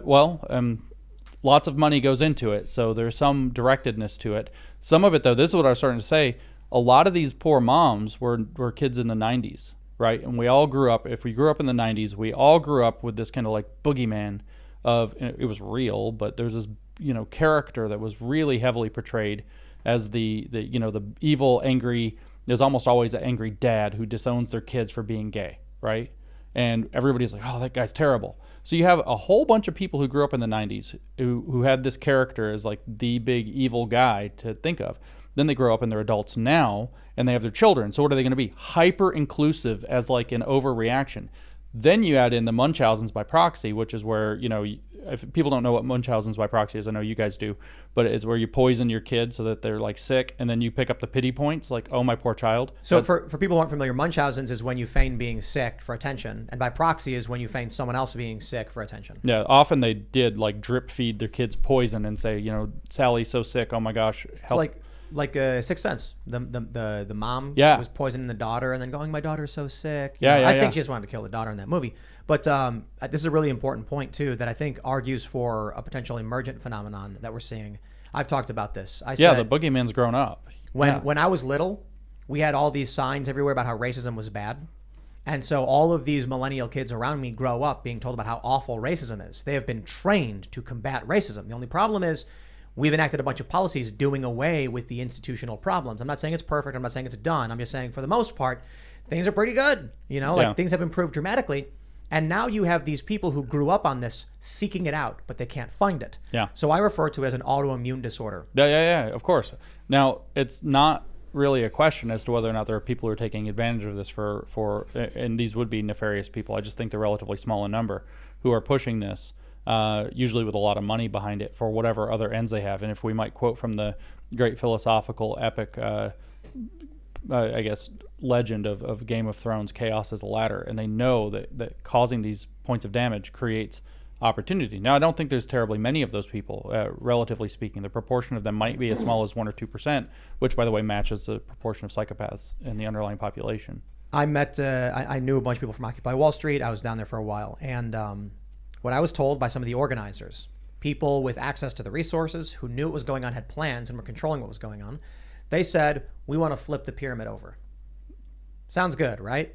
The pyramid, right? You got the elites on top, you got the bourgeoisie, you got the proletariat. Yeah. So it sounds like to the uneducated, to the unlearned, oh, you want to put the working people on top to give them control, right? That's what socialism wants. Yeah. Well, I'm not one of those people. I responded with, if you flip a pyramid over, it's going to topple into a pile of bricks. Mm-hmm. And then there's only going to be 1 or 2 of the working class people on top. And they're like, right, that'll be us. Yeah, exactly. They were not saying that's an entitlement. All of the poor people will be on the top and all of the evil owners will be on the bottom. They were saying, once we flip it over, it resettles into a new pyramid with us on top. That's right. Exactly. And that's that. that entitlement we were talking about previously. And of course that attracts psychopaths because they know that there's a gigantic opportunity there, and they can create that chaos to flip the pyramid over and arrange things so that they end up on top of that pile. And this is how these things always go. The Bolshevik Revolution didn't create this new paradise society. Quite it the in opposite. fact made a very, very, very small, like hyper feudal society with a very small number of lords in the Communist Party. You know, I describe it, monopolization of power, centralization of power is bad. We have antitrust laws because we're like, this company got too big. Okay. Communism, socialism, and any kind of authoritarian government system skips the process by which power coalesces and just instantly snaps it all right to the center. Yeah. Okay, that's not good. That Yeah. creates problems. And it turns out that the people it puts in charge are people who are good at accumulating power. They're not people who know how to do anything. They're just people who are good at accumulating power and maintaining power. Like I learned recently, I was talking with a woman she grew up in the Soviet Union, and her family was fortunate enough to survive, and it fell, and then they came to America in the 90s. And she was saying, do you know why they made us wait in bread lines? It wasn't because they could have set up more bread lines. It's like literally nobody had anything to do. It wasn't that. It was that if you waited 4 to 5 to 6 hours in line for your ability to eat dinner that night, you weren't doing anything else. Right. You couldn't go do something else. I saw a really interesting meme. Someone posted about, I can't remember where I saw it. They posted about how when they were younger and in school, the teacher, they were doing a history lesson, and the teacher all of a sudden snapped at one of the students and accused them of breaking some rule they clearly did not break. Like, you were speaking loudly, go to the principal's office. And then when the student was like, no, I wasn't, the teacher said, does anybody else want to back him up? Anybody else want to put their name in that and go to the principal's office with him, defend him? And none of the kids said anything. And she goes, okay, pack your things, go. See, that's and why then, they say. But as soon as he left, she said, I know he didn't do anything wrong, but none of you would actually call out the fact because the authority told you and you were scared. Well, I'm glad that she made that point, because that's why they say that the first person to stand up it does take courage, but they're not the one who has the most courage. It's the second person who stands up because they know what they're in for.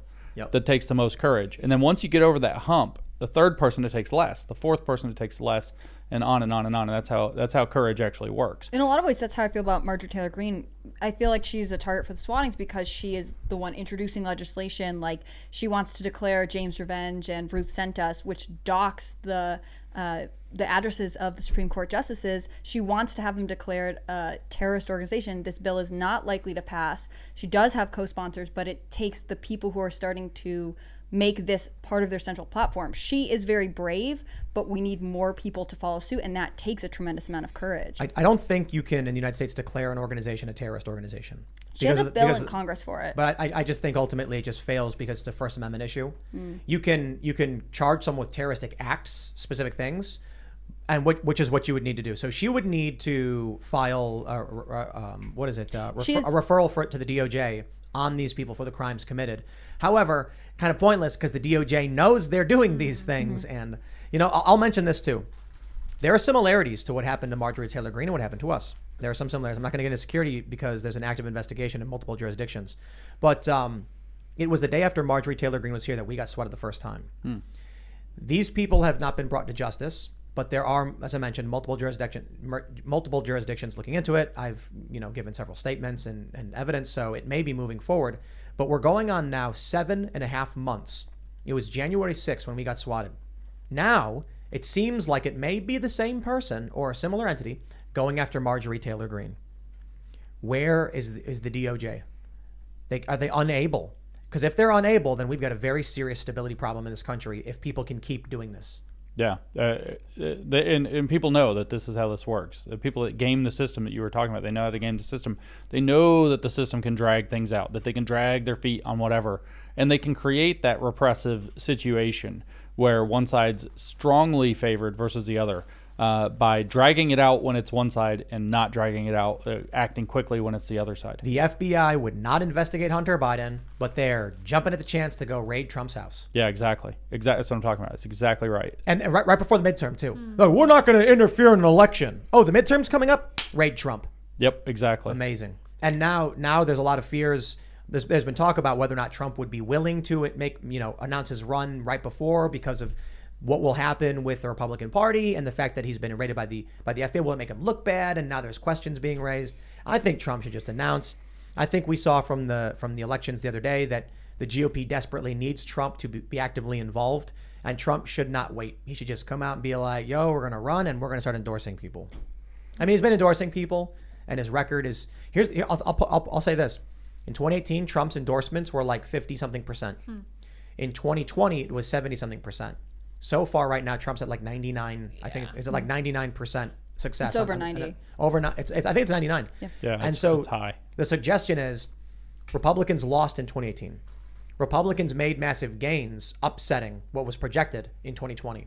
And with Trump's, endorsements this successful, people are thinking that's an indicator that Republicans are going to win. But we'll see, man. The Democrats, there was a swing district, New York 19, was predicted to go Republican. It's an R+3 district. Democrat won. So I don't. People mentioned Myra Flores in Texas as like, oh, red wave's coming because a Republican won a Democrat district, and I'm like, dude, the whole thing's flipped over on its head. We don't know what's going to happen. I think in some ways that's what the student loan debt reminds me of. Like, this is a bid from Biden's administration to be like, remember, Democrats are good. The Democrats give you things before midterms, and it's just not quite as successful as they want to be. I would think, and I'm not an expert in this, that if you really wanted to address the student loan debt problem, you'd make it easier to declare bankruptcy on student loans, because it's almost impossible right now. And that is trapping people in debt that you wouldn't carry, except for the fact that you are told you have to go to college to advance, to get a better career. It saddles them with debt immediately while pushing them down a path that is not giving them any financial success. I think we should forgive interest on all the loans and apply any interest payments made directly to the principal, but you got to pay back the principal. That's probably right. You got money, like you got to pay it. The system itself is predatory. And the first thing you got to do, here's step one. Here's the solution to the student debt crisis for all the left and the right fans out there. First, end the loan system. It's clearly predatory. All of the left clearly agrees, right? They tricked you into getting these loans. They're too expensive. You can't pay them back. All right, end it. Now, for everybody who's holding debt, interest payments, done. No more interest. Any payment you've made, that interest will be credited towards the principal. You got to pay back what you were given, but not the interest. This is the best part. People get their student loan forgiveness. If you got money, you got to pay it back. Now, if you paid more in interest than you borrowed, we apply that as a tax credit on your taxes for this year, and it rolls over until gone. So if you pay $10K in interest beyond the principal, then this year, that $10K goes towards what you would have paid in taxes. So it's a big win for all of these student debt forgiveness people, right? But if you were given $5,000 and you bought cheeseburgers and beer with it, and then you paid back half, we'll forgive the interest, and if there's still $1,000 left over, you got to pay that principal.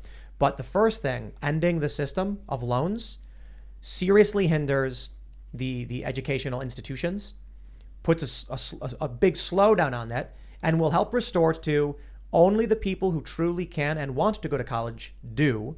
If you want to get a private loan, from a bank or something to go to college, that's fine. You can do that. But the way it's set up right now with these federalized loans and grants and things, no, get rid of all that. I mean, the academic institutions are, and I'm sure we're all fine with this, but they're not going to come out well from this. And the reason that these loans are the way that they are is because the academic institutions got walked, not just that the students get walked down a primrose path if you have to go to college, if you want to get a good job, the whole thing. The institutions themselves did too. When the federal underwriting of student loans came in the 90s, they saw this gigantic opportunity to compete for students that they didn't have before. And this is when you saw this massive shift towards student services take place in the universities. So they're building rec centers, they're building bowling alleys, they're building movie theaters, they're building fancy new dorms. Like my dorm was like literally designed by a prison designer, and it was like 50 rooms for one bathroom. We all shared a shower. When the janitors got mad because one guy went to the bathroom in the heater in the bathroom, so he got pissed and he took away all of our shower curtains, so we all just had to shower here we are. It was like that was back in the day, man. Things were different back in the day. So they started building all these cool new dorms and all this other stuff, and they got massively in debt, hundreds of millions of dollars in mortgage debt. And so the strings, we're talking about the loans being given to the students, but there's massive loans that were given to the institutions too. And then they were using the loans being given to the students to try to pay off those debts themselves. Now what is happening? Those same financial institutions are playing this ESG game the social part of ESG, that's environmental social governance, that's the S. And the governance is that you have to have the right people in places of power and offices and, say, diversity deans and things like that. If you want to have a good score, to have your finances managed by these exact same financial institutions, then what do you have to do? The same ones, by the way, you were going after with Occupy that were too big to fail. Turns out they learned that they were too big to fail and could do whatever they wanted because they got bailed out. Well, what are they doing? They're now saddling these universities with insane administrative bloat, so they can't possibly pay their debts either. So what we're seeing is a recreation of the company town, but the financial industry is the company, and basically every large institution is the town, and then people that have taken these student loans are just getting roped in for it. I feel like the end result to all of this is not going to be what these woke people think. No. Obviously not. It's an absurd concept, but the end result is these big institutions that they're bloating are just going to crumble in on themselves. They have to in the end. And you know, what would you do if you had, say, this huge institution like the entire financial system of the world that's likely to collapse in on itself, and it's leveraging everybody's pension funds to be able to do it? And so those are all going to be what's going to collapse. What would you work like hell to put in place if you could before the big collapse comes? Why not a gigantic social control system like surveillance and social credit systems and all of this to protect yourself so that you don't end up like swinging from a lamppost when everybody's really, really, really mad that you wrecked the whole world's economy? They can't. It won't work. Yeah, it's not going to work. I pointed out how so much of our information is digital right now that if the power went out, we would instantly lose access to all of these databases. Oh, yeah. Yeah, Like it's books? so fragile. You had a bookshelf, power went out, you had books. There was a funny meme where some guy was like, "The future is lame. My book just ran out of batteries." Yeah, exactly. Like I was on a plane and my book ran out of batteries. What am I supposed to do? Yep. I mean, that's the end of Spaceballs, right? Even in the future, nothing works. Yeah. That's the line when the self-destruct cancellation button doesn't work. It's convenient that my phone grants me the summation, grants me access to the summation of human knowledge, but when the battery dies, I got a brick. Actually, have you heard about this idea that we're going to enter a new, historically speaking, not for us in the moment, we're not going to live through a dark age, but historically speaking, this is going to be a huge dark age because everything's digital, right? So if you, the thing I saw about it was like, well, if you write on a clay tablet, right? If you scratch or, cuneiform or whatever it is on a clay tablet, 5,000 years later, if it didn't break, you can still read it, right? Well, if you put something on like a DVD, which is far better storage than, say, a thumb drive, which if like 2 drops of water hit it, all your data's gone. You put something on like a physical medium like a DVD, you got 10 to 12, 15 years before that thing can degrade enough, unless it's one of those really, really expensive ones that most people don't use. Yeah. So what's going to happen is we have all these records, like, your Wikipedia entry, which my Wikipedia entry, which is lit. They're all just ephemeral. Is it wrong? Well, sometimes it changes a lot. I think you should sue him. It's a little bit wrong. At one point, though, somebody added that I have gigantic balls made of brass. And that was a sentence on my Wikipedia for about like 4 days. And it's wrong because it's titanium. That's right. Yeah. The gigantic part is correct. The metal part is correct. They got the metal all wrong. Brass is too soft. Yeah, that's Sorry right. about that. And it turns things green. Yeah, I right. thought I was right. No, but I was talking about this the other day, that if we got hit by that solar flare that they've been talking about. Well, we almost did. Well, you'd walk into people would like wearing their leathers with spears and paint under their faces. They'd walk into a Manhattan data center and be like, "Kids, look, knowledge. It could teach us how to find food, how to generate electricity, but we have no idea how to access any of it." Yeah. So it's gone. We almost did. I don't know if you knew that. It was like No, what happened? 2004 or 5. We'd have to look up the date. There was like the solar flare ejection that or- would have destroyed. Yeah, a big CME that would have been like it for our entire grid, right?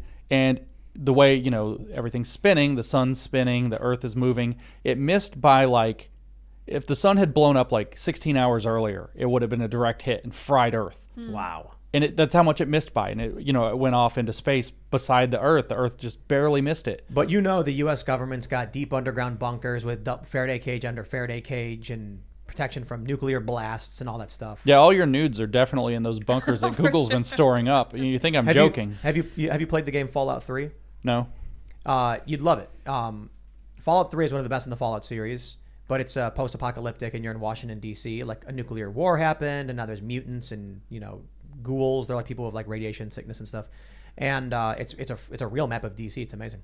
But there's the bad guys, or an element of what you could describe as bad guys, the Enclave, remnants of the U.S. government who have technology because they were in bunkers. And then there's other people who have technology too, but they're like, the remnants of the U.S. government. So if there was to be a major EMP, nuclear war, or some kind of apocalypse, whatever, the governments of the world will survive it. Yeah, it's a shadow government. I asked Alex Jones what's the difference between the deep state and the shadow government a couple of years ago, before I learned more about the administrative state actually being the deep state. He was like, the shadow government's in case there's a nuclear war. They're all ready for it. Oh, that was a good impression. That wasn't too bad. Yeah, Alex is. Yeah, you got down there. You got deep. Oh, thanks. Yeah, that was pretty good. was Deep really and kind of gravelly. Yeah, a That's little the gravelly. signature. Real serious. Yeah, I mean, I'll tell you, the hard drives, we're evolving to do hard drives made out of glass. So if there's an EMP, you'll still be able to hit it with a laser and read the data. And also DNA. They're storing data in DNA. That's terrifying. That's So great. there have like been weird conspiracies about quartz crystal as data storage or energy storage and stuff like that. And it's entirely possible that there exists, maybe you're a fan of ancient aliens or whatever. It's possible. I'm not saying it's likely or even remotely likely, but there could be ancient data storage tech that we just assume is a rock, and we would never know. If you gave a hard drive to an Amazon tribe with like no contact with other civilization, they wouldn't know what it was.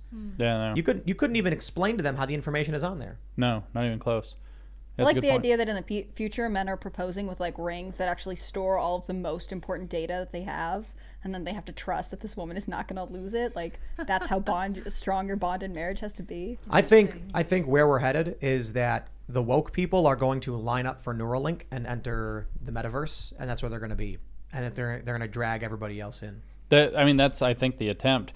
There's actually a policy document from the World Economic Forum. It's their Vision 2025 document that I read the other day. I read such fun things, and I'm reading through all of these, different visions in like education and technology and all of this, and then I'm starting to read like comparing against some of the different articles they put out that they cite. And there's this article that they put out that said that ed tech has failed their vision. Like they wrote all this stuff back in like 2016 about how important it was for ed tech to rise up and do social emotional learning and literally like read kids' emotions with like heart monitors and eye tracking and like all this crazy stuff. That's happening, by the way. In Florida, they're actually doing an experiment in some counties with what they call heart math.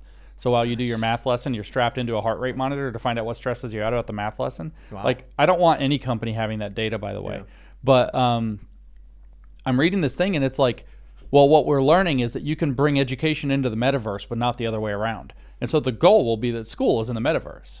Like, if you want your kid to go to school, they're going to have to slap on a Facebook-owned Oculus and go into the metaverse, and, who knows what's going on in there.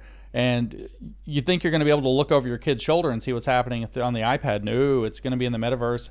They're talking about digital travel in that document, so nobody's going anywhere. The plebs have to go to meta Rome. Only the real rich and famous can go to Rome for real, for example. And so they're actually talking about this, though. The travel industry's way deep into virtual travel. Could you imagine like signing up for a cruise and really all they do is put you in like a classroom with like a drop ceiling, and then you put your goggles on and you pretend you're at sea? Like, Yeah, you ever seen those? They have these things you can buy where it's like a body harness and you're standing on a bowl and you put on special shoes and you can actually walk by, like, the shoes are touch sensitive or whatever, so when you walk, you're actually walking in the metaverse. Oh, I great. was at VidCon 6 years ago, and they had a big display where there were two guys up on these things strapped in, and they're running full speed, but they're strapped in a body harness, and you could watch what they see, and they were playing a first-person shooter against With each other. haptic vests and stuff, so you can feel yourself getting haptic hands and stuff.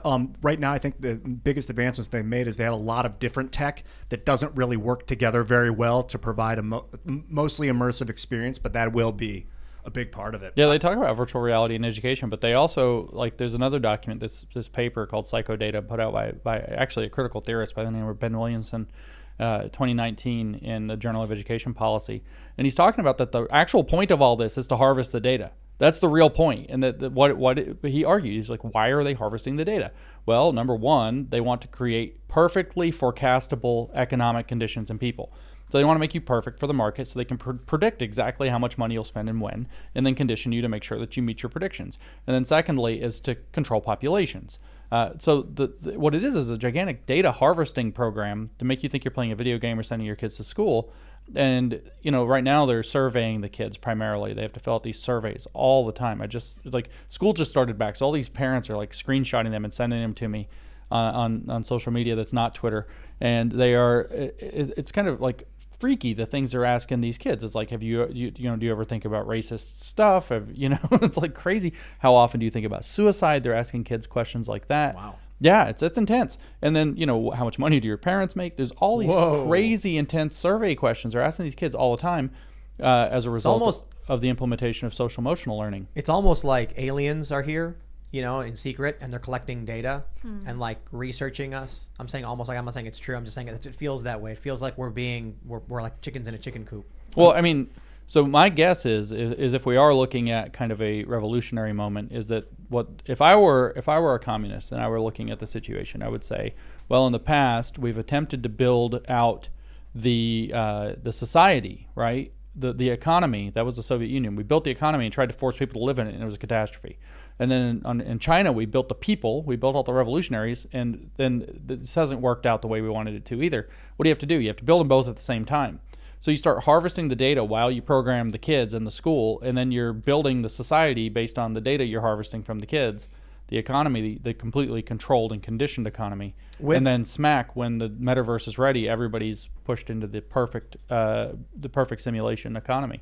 Well, you control what people can see and hear and say, and you'll control what their reality is. People don't know what they don't know. That's right. I did a digital tour of one of the great pyramids of Egypt. You can go inside and go down frame by frame and look around and look at the walls, and like I really feel like I was there. Sometimes I'm like, I forget that I wasn't in Egypt when it was immensely awesome. Yeah, so I mean that's immensely awesome, but then imagine what they could do with that. First of all, how would you even know if it's really the real thing, right? So what if you had gone down like halfway down the thing, you probably would have been like, wait a minute, if somebody had like spray painted a giant penis on the wall or something like that. But they could insert that in, or it could really be there, and then they have deleted it and you don't know.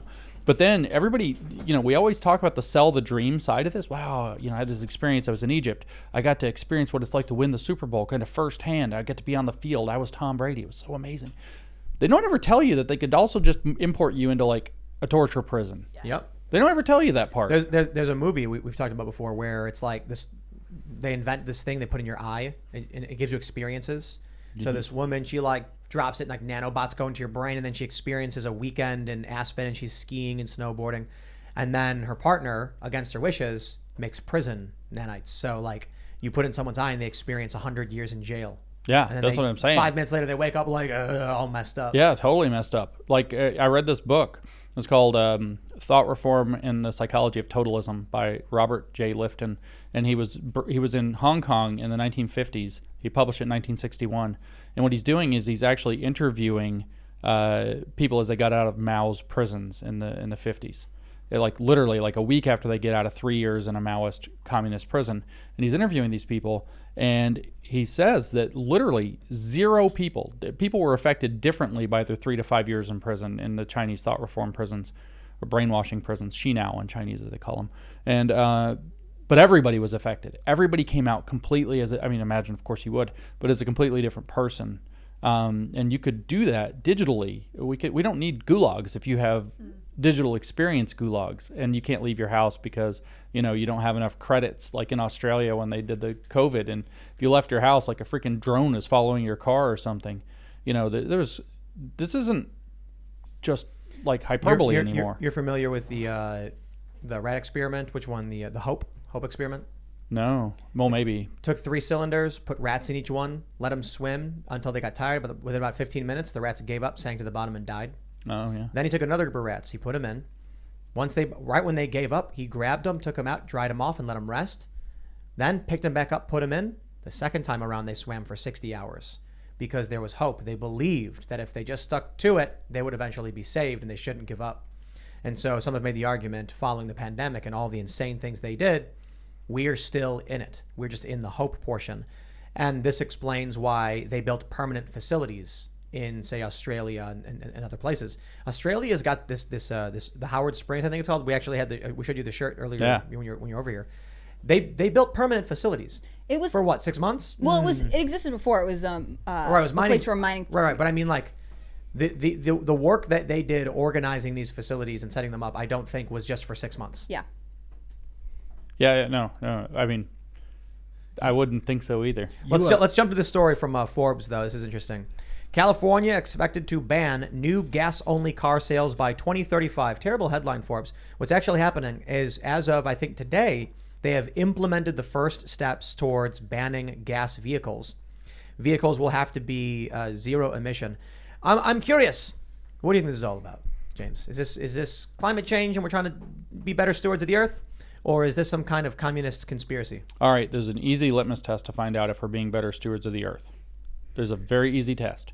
Are those cars going to be powered by electricity generated by nuclear power or not? No. Because if the answer is no, we're not being better stewards Yeah, of the earth. no. This is something else. But it does mean they have easier control of your vehicle. That's right. Yeah. Those vehicles are, in all the cases that I'm aware of, electric vehicles are remote controllable, or they can be turned off. Oh, dude. So I got a Tesla, and there's like a puddle of water, and you stand back, and on your phone you can remote control the car with your phone. And so I'm pressing the button, and the car is backing away from the swampy muck, and then I can get in. It's amazing. Yeah. That also means someone else can do it. Yeah, it totally does mean somebody else can do it. And it probably means that, if he so felt like it, Elon Musk could probably do it. He literally could just do it. That's Which crazy. means that if, whatever manufacturer, maybe Elon is and maybe isn't, gets in cahoots with our FBI that's acting so well, then you could get in your car and it could just drive you right down to the field office. Or into the ocean, or into a tree. Maybe you'll get in your car and then it'll start speeding out of control without your control, 90 miles an hour down Wilshire Boulevard, slam into a tree because you were a journalist working on a story about a general. Exactly. Yeah. Exactly. Crazy. I just think it's a funny image of Elon Musk like sitting in a room, and then he walks up to a guy and puts his hands on his shoulder and goes, "Execute order 69." And then the guy's like, "Okay," and then he presses the button, and all the cars turn on and start driving to Tesla HQ.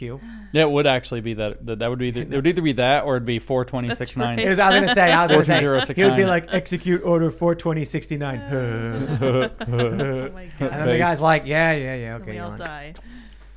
Yeah, so that reference I made earlier, just a moment ago, was actually, it's a real reference. Michael Hastings was a journalist. He complained to a neighbor that he saw someone messing with his car. Asked to borrow theirs. They said no. Got in his car. Car speeding down Wilshire Boulevard, slams into a tree, explodes, he dies. That's right. That's right. And he was working on a story, I think it was about Hayden? Ooh, I'm not sure. I gotta look that up now. Yeah, you want to Google that real Curious. quick? Yeah, I remember that actually. That's right. That wasn't an electric car, though, was it? Nope. No. But for the past, I think 15 or so years, cars have been remote controllable. This is what people don't understand. Cars that were not designed to be remote controlled can be remote controlled. So these car hackers, I watched this thing. We all knew that self-driving cars were coming. These car hackers took over a car that did not have any remote control or self-driving capabilities because power steering can be manipulated by the computer inside the car. Michael Hastings was investigating CIA Director John Brennan. Brennan. Okay, there you go. yeah. Brennan. And then his car went out of control in Wilshire and hit a tree and exploded. At a high rate of speed. He thought someone was trying to kill him. It was like 1 a.m. I think he left the bar and he was driving home, and then so he could have been hammered, but he's also investigating the head of the CIA. I mean, Yeah, plausible deniability is a hell of a thing, isn't it? Yep. Yeah. No, I mean, so this though, I mean, this is absolute control over the population. Control of your movement if you're stuck with electric vehicles and all of this. I am proud that I still drive a car that has it does have power Mechanical. steering, but it has old school, it has a key. There's no button. nice. You actually have to use. That's It doesn't even have a key I'm that jealous, folds yeah. or whatever. It's like a normal key from the back in the old days. Nice. Mechanical this is- locks, or are they automatic? They're automatic though. But that's what you gotta do. But it's a standard. It's a stick shift too. If you're I still drive a prepping- stick shift. Yeah, if you're prepping, you want a manual, Yep. like 1960s car. No computer components in it at all. That's what. Yeah. Automatic transmissions, hard to fix. Yeah. If everything fell apart, you'd be better off with manual. Learn how to drive stick. Driving stick is fun. It depends on if I'm going to. You know what I don't like? I don't like driving stick when I'm just trying to relax. It's like, you're making driving a chore. You know what I mean? I don't like driving stick on hilly roads, like in San Francisco. I think I find that fun. Because when I want to it's shift into first gear on a hill, I start to roll backwards, and I'm like, I hope it. someone's giving me 10 feet right now. Yeah, And they then- don't. and Yeah, then no, you- they don't. I'm in East Tennessee. I'm all over hills, so they don't. They never You do. got about 4 feet, so it's like really like gotta be hectic good. when I'm hitting the clutch to the gas But and this I'm is putting the- it jerking forward. It's the most annoying thing. 'Cause I'm sure it's happened to anybody who's driven stick, that you're on a slight hill and then someone gets right up on you. Yeah. And then you're like, dude, I can't release the brake right now. And so you just sit there and they're honking at you and you're like, you're gonna back up? I'm gonna stick you. I'm gonna your roll fault. backwards. Yeah. Yep. Yeah. It's like that scene of Indiana Jones. It's like, first you throw me the whip. I can't. I'm stuck. Yeah. I'm stuck. So the thing about this is a lot of people are pointing out the green movement stuff is just about saving the auto industry. That the auto industry is such a big component of the U.S. economy. Yeah. I was reading that like most millionaires in the U.S. are people who own local dealerships. So yeah. So I mean, this is huge. So what do? Got to make new cars. But if people have cars, aren't going to buy a new car. Why? What's the features? Not good enough. Now you got to make them do it. Oh, that might be California true. is just That might be pumping true. their economy. I just tweeted out a thing about Sweden that is building a road that recharges electrical vehicles as they drive over them. Yeah. Yeah, I was reading about that. That seems real. Well, it could. I mean, it's but you're talking about very powerful electromagnets in the Yeah, like street. a third rail. Don't walk on it. I mean, what would that be like? So I mean, we have wireless charging for our phones, You'd probably be all right to walk on it. It's but a buried under the massive road. one, are your keys gonna get like sucked up or something? I think I just won't walk on that road. It Yeah, doesn't seem like it's worth the skip that, risk yeah. to me. Didn't somebody build that solar panel road? Yeah. Yeah, I heard about that. It was like the name of it's a that terrible company? idea that makes no sense, but they did it because people are just What's dumb. the status of solar roads now? Solar road, really bad Solar idea. Roadways was the company that pioneered it, or was one of the most popular. Pioneered. at They the made a time. YouTube video that made no sense. Yeah, it got really Like, popular. what? It's funny because they're like, we should make our roads solar panels. It's like, why? Because the roads are exposed to sunlight. It's like, okay, why don't you just put the solar panels next to the roads Yeah. on stands where they're not being run over by cars? We'll make them more durable, right? The material won't have enough will be too opaque, and so it will not absorb enough sunlight, and then they get damaged and scratched, and it refracts light, and then snow gets on it. Just make solar panels that can move back and forth, and they're next to the road. You'll save money. Or build a nuclear plant. There you go. Yeah, that too. That- Why don't they want to build nuclear plants? Well, because it's the way out of managed yeah. energy scarcity. Because Fusion. fusion would be wonderful, but the claim is that the waste can't be managed or can't be managed safely or is politically infeasible. But that's not true. Not true for fusion, especially. It's certainly not true for fusion. There is no. I mean, the waste, the material inside the reactor becomes radioactive, but none of the. There is no waste. It's literally water that comes out of it. Yeah. And no helium that comes out of it. Sorry. It makes helium. It makes helium. hydrogen into which, by the helium, way, helium is a limited resource. Right. This is amazing. Yeah. It's a win-win, big time. But it's also a not real right now thing. But nuclear is the way out of the if we see this as an energy transition period to where maybe we're moving away from fossil fuels and we have to go into something different and it's more green or whatever. It makes every bit of sense to use nuclear. So the best answer that I have is that it is the way out of them being able to manage the energy economy the way that they want to manage it. And I mean, there are some difficulties with nuclear, but they're not like death blows or whatever. Yeah. You can't turn them on and off quickly. You can't ramp up production or ramp down production quickly in cycle. So there are some limitations, but you need like one gas plant to be able to adjust for that. Yeah. And main baseline load can be covered by nuclear. So it's like the escape hatch isn't there. So this is why I use it as a litmus test, is if they're serious about it being about carbon in the atmosphere, then they must be pro-nuclear, but they're very anti-nuclear. And when you read the explanations for their anti-nuclear, none of them make sense, which means that something else is going on. They're here. also buying beachfront property. Something's really up because they were talking a lot about carbon footprint and reducing carbon emissions. Then all of a sudden I'm like, well, actually we can pull the carbon out of the atmosphere, deposit it onto palladium, copper, gold, turn it into graphene. There's other ways of turning it into graphene, the carbon dioxide. You can actually mine the carbon dioxide out of the air, and the methane as well. You take the methane out, turn it into carbon dioxide, and then turn it into graphene. I got all into carbon capture back like 10 years ago. I was really, really into it. I was really interested in Now that. the World Economic Forum is talking about nitrogen that the nitrogen footprint's too much, or it's the Dutch farmers. I think they're trying to shut down farmers because of the nitrogen footprint. Well, it turns out that there is a precedent to that that's very interesting, and we're going to go back into the conspiracy rabbit hole because there was a book in 1972 published by the Club of Rome called The Limits to Growth that is a Malthusian book. It believes that human population's in excess of what the Earth can actually support, and it's only a matter of time till everything collapses. They predicted we run out of copper in 2000, by the way, so they weren't that good with their computer models that they did in the late 60s and early 70s. But in that book, it actually talks about A, that we have to control the fertility rate so that we don't have too many people, but B, that one of the easiest ways to do it is to control the food supply, because if there's not enough food, then there won't be as many people, because people won't make babies when there's not enough food to feed them. And so then what you can actually need to control is the levels of nitrogen fertilizer. It's explicitly written in that book. Now you think, well, what's the connection to this? Well, in 1972, this book comes out, so what, right? In 1973, Klaus Schwab invites him to speak in the 3rd Annual World Economic Forum meeting at Davos, which when it was called the European Management Forum before it was called the World Economic Forum. 1974, they brought in a Brazilian communist priest, Dom Elder Camara is this guy's name, or Camara or something like this. I don't know how to pronounce words in Portuguese, but it's spelled C-A-M-R-A. Helder Camara was the spiritual mentor to Klaus Schwab, he said, after he met him, and he was known as the Red Bishop. He was a communist. But he was also the mentor to Paulo Freire, who is the Brazilian Marxist educator, and it turns out also to Bergoglio, who became Pope Francis. So it's kind of an interesting set of people that are all involved. But Camara spoke in 1974. The Club of Rome spoke in 1973. And you see this kind of mixture of this kind of... It turns out Marx hated Thomas Malthus and his ideas.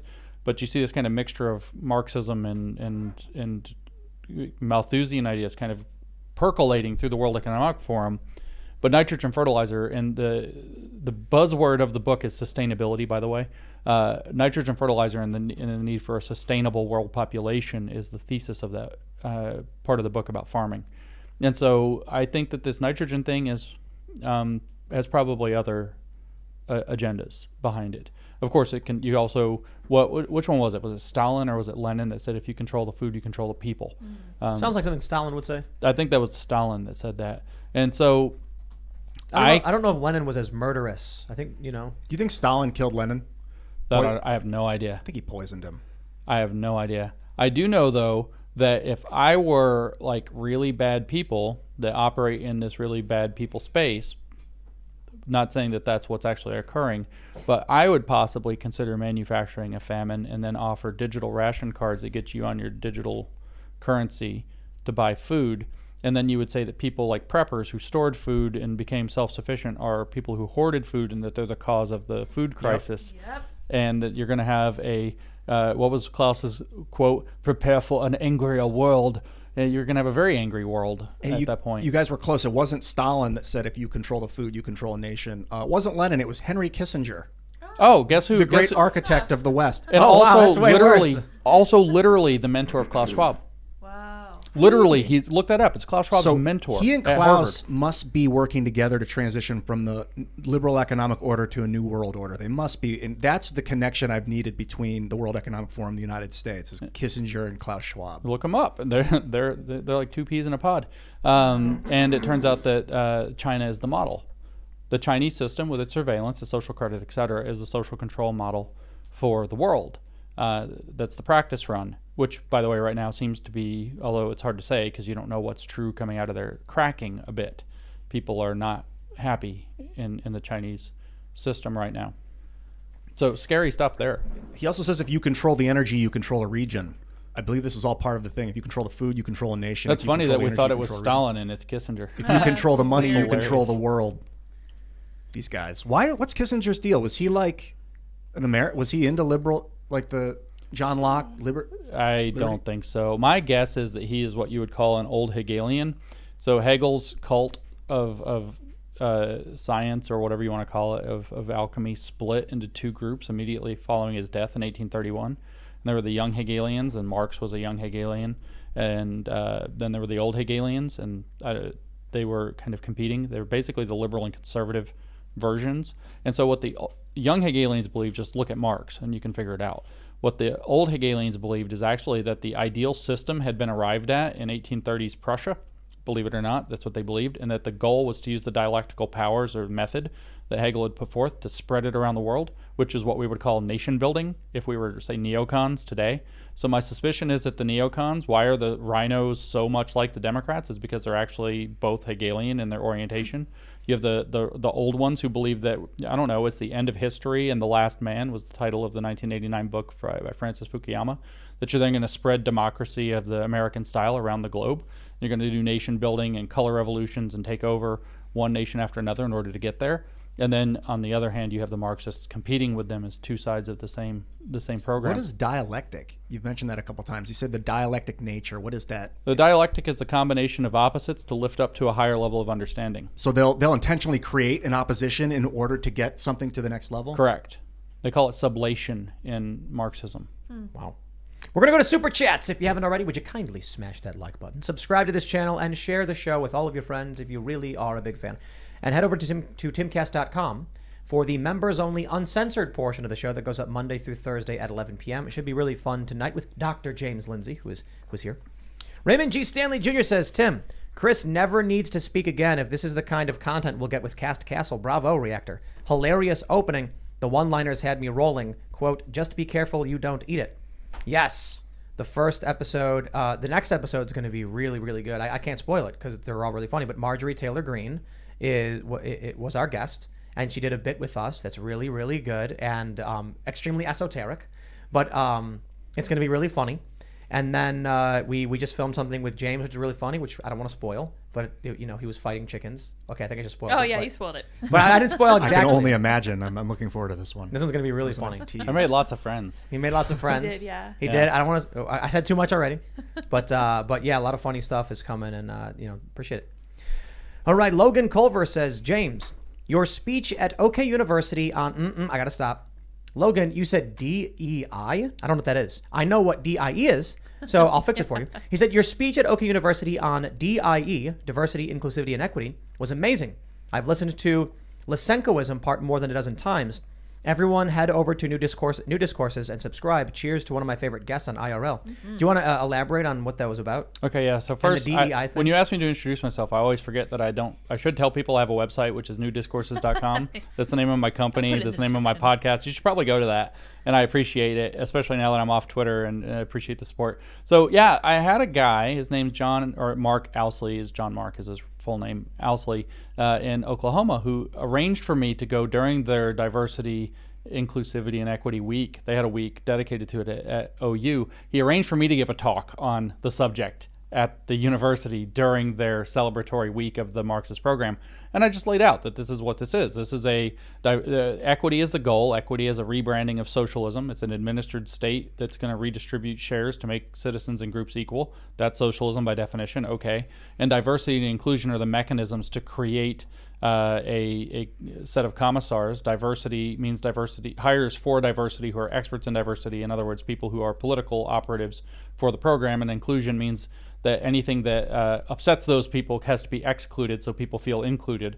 Kind of an inversion there of the meaning of the word. And so that justifies your censorship and purges. And so what you're seeing is the Sovietization of your university. And so, yeah, I let it rip in that. I really let it rip in front of that audience. And anybody wants to go find it. The audio is not awesome, but it's out there when I went to University of Oklahoma in March. People really need to understand. It's diversity, inclusivity, and equity. Right. For DIE. Yeah, see, I actually will make a case for DEI because that spells Dei, which is God in Latin. Oh, that's not an accident. Yeah. I don't think that's an accident either, but I do love when they throw J in there for justice and make it Jedi because they're such dorks. DEI is Latin for God. It's, Deus and Dei. Yeah. Dei is, though. Yeah. I know about, Deus. Vox Dei. Yeah. Yeah. JEDI. Oh, what a bunch of nerds. Yeah, sometimes they put an A in there for different things and it's idea. Oh, man. Oh, yeah. Or Jedi. I keep trying to figure out how they're going to get belonging and then something that starts with N, which I can't figure out what it'll be, and it'll be Biden. Oh, yeah. I love Help. But justice, equity, diversity, and inclusivity, Jedi. Yeah, They're Jedi. like, don't you want to be a Jedi? Yeah, really. They're They're gonna go for wizard next. You're a wizard, Harry. All right, Monumental Madman says, Tim, fourth super chat, please read. Brian Flowers is gunning for Benny Thompson's seat in Congress. Would really love for you to have him on the show. He's an America First Republican freshman on a mission. Interesting. OMG Puppy says student loans. The Democrats are giving money to their voters and taking it from the Trump voting working class. Also, hi, James. Correct. Yeah, I want to know where Yeah. that money's coming from. That's part Well- of the speech he didn't talk Well, about. no, it's fractional reserve banking. The money, the money is created upon issuance of the debt of the loan. They write the money into existence, instantly diluting the economy. Paying that money back is good for keeping things in working order. But as part of this, reducing debt by $10,000 for every person, meaning that they're going to print $10,000 per person and give it to the colleges or the No. loan institutions, or are They they are just going- saying, "Sorry guys, you're not getting your 10 grand back per person"? So the people, what do The you mean? people, whoever loaned the money, which is for me Which was is like like- Fannie Mae, Freddie Mac, Right, institutions like that. Are they saying you're just Fannie Mae, you're just not getting that 10K per person back? Or are they saying we're going to print 10K per person from the Federal Reserve and give Fannie Mae the 10K? That's actually an important question. That's Yeah, a big I don't important know. question. Yeah. Are they like federal loans where they're like, we're going to just forgive it and say you don't got to pay it back, which does create problems on the system? Or is it private entities that did these loans and they're going to pay them? I want to know. I wish Biden had Yep. told me in his speech where he talked all about it today. Super helpful. Falcon Laser says, James, what do you think of Event 201? If you don't know what it is, Google it and read the first paragraph on the first link to come up.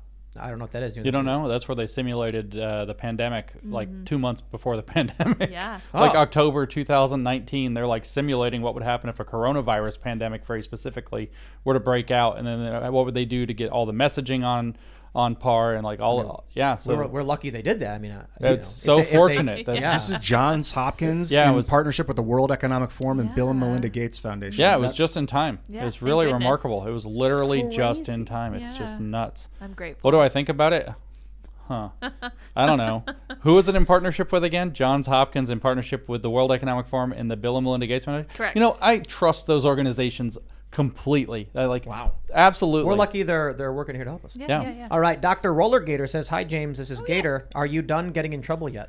Oh, no. Hi, Gator. It's not even in Gator. caps. This fake news. Sad. I know. I agree. All right, let's grab what do we got? Hashtag free Dr. Roller Gator so we don't have dead air. Seriously. Yeah. John Kirsten says, what people call double standard is actually repressive tolerance. That's right. It's hierarchy. It is, in fact, them flouting that they have the power to have a double standard because they're entitled to feel better than you, and so they get to skip the rules and you get to have the rules. And it's hierarchy. It's not hypocrisy. So when you have all these Republicans that are coming out and be like, oh, look at the hypocrisy, actually all they're doing is like giving them, like a slap on the back, like, good job, guys. The left is proud of the fact they actually do. Not your average person, your average wine mom doesn't feel this way, but if you actually pay attention, a lot of them fully believe that they are superior human beings. Yeah. What did Sam Harris say about the so-called deplorables or whatever? First of all, they're called deplorables. What did he say? There was it 10 million absolute morons or something like that? Was his comment about what would happen if we didn't condition democracy through fortification of Twitter or whatever? Seriously. James Eaton said, heard an ad on the radio that basically said not to do drugs because they could be laced with fentanyl. Got me thinking about the poison during Prohibition. Yeah, you guys know about that, right? Yeah. They what did they do? They put menthol or what? I forget what they put in. I don't know what they put in, but yeah, they laced people. booze with poison and make you go People blind. died and went blind. Yeah. I think it's menthol. Possibly. Wood alcohol. Yeah. Ethanol. Methanol. Yeah, there you go. Methanol. We come up with that Oh, yeah, what did I say, eventually. menthol? Yeah. Methanol. That's Yeah, what not mint menthol, oil. not the cigarette. Yeah. No, that's what cigarette Biden stuff. took out of the cigarettes. Yeah. Methanol. Is that what it is? I mean, that fentanyl's Methyl? freaking dangerous. Methyl alcohol. There's ethyl and methyl. Ethyl is like your Aunt Ethel. You can drink with your Aunt Ethel. Right, You can't not drink with your methyl. Aunt Methyl. There is no Aunt Methyl. That's how I Yeah, always remember. methyl And then alcohol. ethanol and methanol. Yeah. Yeah, methanol. there's two names for the same thing. There you go. We got there eventually. Zeriel says it's so simple. All of this Luciferianism, only a path from the dark to the light. Don't be caught up in the small steps. Yeah. It's the same story as in Genesis 3. It is. It really is. Because it's Gnosticism, and that's what's in Genesis 3. And that's what Lucifer, whether you believe in the Bible or not, or whether you believe in the Christian worldview or not, if you think of it as just a mythology, that's exactly what the myth is talking about. What exactly? Everything that's happening so if you look at Marxism as a theology, what it's doing, I remember I told you about Hegel with his absolute idea. Well, Marx believes that man can become absolute man that remembers so for Marx, I have to back up one instant. The idea exists in the head of man, and so that's why he says that Hegel had it upside down. And so you can have the absolute man who holds the absolute idea in his head. So that man, which is all man, remembering that he's a species being or a communist, a being that lives for the species, actually holds the absolute true nature of mankind. In other words, you can actually actualize man as God, and that the way that it works is through powers like the state. So in other words, occupying worldly authority, positions of worldly authority, because if you understand the Christian worldview on it, God has absolute and true authority. Satan is excluded from true authority, and therefore he occupies positions of false authority through deception and antagonism. And so the myth of what Satan or Lucifer represents is exactly characteristic of what Marxism actually boils down to. It's freaky how tight it is. Have you read Revelation? I have read Revelation. I'm glad you didn't put an S on the end of it. Right. What do you think about what's going on today? And people have drawn parallels between, First of all, let's be cautious. We should be very, very cautious with jumping into not the discussion of it, but of believing that no, we're seeing end times play out. The reason I say it is many times at other points in history, people have said this, and people have believed it, and they've read the signs, and they've been wrong. Now, I would also suggest that I do, and I say this that I know this, there are people who have lots of money, have huge purses, that are funding many of the things that are happening in the world that seem very nefarious. You can look up, for example, Ronnie Chan and see some of the things that he's purchased and funded, who actually believe it is they're kind of a Christian offshoot cult, and they actually do believe that their objective is to trigger the rapture by doing the things in Revelation. And so some of these things may be coincidental. Some of these things it could possibly be. I wouldn't jump. That's something that I think should be met with tremendous skepticism in general, of course, without even dipping into the fact that I'm not religious. So I don't. I watched an interesting lecture on it, and they explained that it may not be a prediction of the future. It may have just been a description of societal issues that occurred that they were explaining, like these are the things that happen when bad things are like when your society is falling apart. Basically, it was saying, of course, many people believe it's prophecy, the word of God. It's a prediction of what's to come or how it will come. But it may have actually been looking at what had happened already and saying, here are the things that take place when your civilization is falling apart. What is it, like frogs raining from the sky and stuff? I don't know. No, I don't think that. No, there's like there's like, in order to buy and sell, you have to have a mark on your hand and forehead and stuff like that. Yeah, and then the four horsemen of the apocalypse come riding out and visiting calamity on man. And that could be metaphorical. Yeah, it sounds like a fever dream. They're literally like a psychedelic experience. No. It's literally a translation of a translation of a translation that may be saying like, hey, when your society starts breaking down, you're going to see famine, death, war, and these things. Yeah. And they metaphorically refer to them as the four horsemen. Got it. Not that they're, but then people read the stuff and they literally believe that there's guys in the sky on horseback going, yeah, and like they're picturing the Legend of Sleepy Hollow or Pumpkin. Yeah. The thing is with people that are operating within that kind of alchemical mindset is that they actually do believe that they can take a roadmap like the Book of Revelation and manifest that thing in the world. And so it's like reading there are people who have read the Book of Revelation and have decided that is a strategy, a political strategy. And it would not be surprising to see many of the features of that come into being if they've read that as an instruction manual. All right. Kent Uger says, James, do you notice any parallels between the U.S. today and 1980s Soviet Union? Senile leader and recalcitrant member states? Estonia, Latvia, Lithuania acting a lot like Texas and Florida? It's a great word. It's funny because that's happening at the end of the Soviet Union as it's kind of winding down and falling apart, and it's kind of happening at the front end of whatever's going on. If the World Economic Forum is what we fear it is and it captures power, then we're at the beginning of a new like super Soviet or USSA or whatever we want to call it. And we're actually USSA? Yeah, United Soviet States of America. Yeah. And so now what we're kind of seeing then is kind of playing its role backwards. I don't know. There's parallels all over the place. I actually firmly believe that they're combining the kind of Soviet tactics top-down control, public-private partnership, etc., with the kind of Maoist tactics that are bottom-up and cultural revolution. So that's your bottom-up and inside-out transformations. And I'm using those terms, by the way, top-down, bottom-up, inside-out, on purpose, because that's when Van Jones was the green jobs guy for Obama. That's what he went on TV and said, this is our strategy, is top-down, bottom-up, inside-out transformation. We have control of the top-down. And he said, we need you guys to be the bottom-up and the inside-out. I want to show correction. It's USSSA. Okay. United Socialist Soviet States of America. Yeah, we need more S's. Yes. Yeah. But it's run by Klaus, so we have to use that Esset thing in German. The what? The double S thing that looks like a broken B. Oh, yeah. It looks like a goofy beta from the Greek letters. Yeah, I like that. You have to use it. All right. Tyler Price says, yesterday I searched for Timcast music on YouTube, and the second search result was Will of the People by Muse. Really? LOL, love the show. Keep it up. Yeah, we had talked about that a while back, that the first song we put out was in 2020, Will of the People by Timcast. You can check it out on YouTube.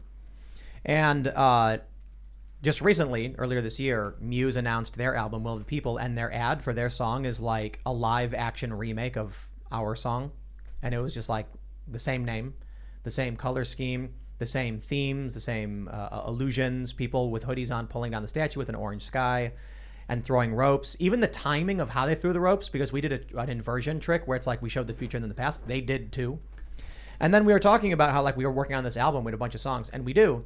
And I think ultimately we decided it was we just want to do our thing, because we were talking about, okay, well, we're going to be releasing our album Will of the People around the same time they are, because their album's coming out on Friday and our song is being released. But we just, there's a lot of things that came into play. One, I don't care to be involved in any kind of whatever dispute it is they're trying to do. But now when you search for our song, you get Muse. Like, I feel like that was intentional. Like, that's, they're a major label band. They know that we had gotten several million hits and there's a free ride coming, whatever. But you know what? We're going to do our own thing and just steer clear of stupid drama. So. Well, I'm not. I thought the song was kind of crap, dudes.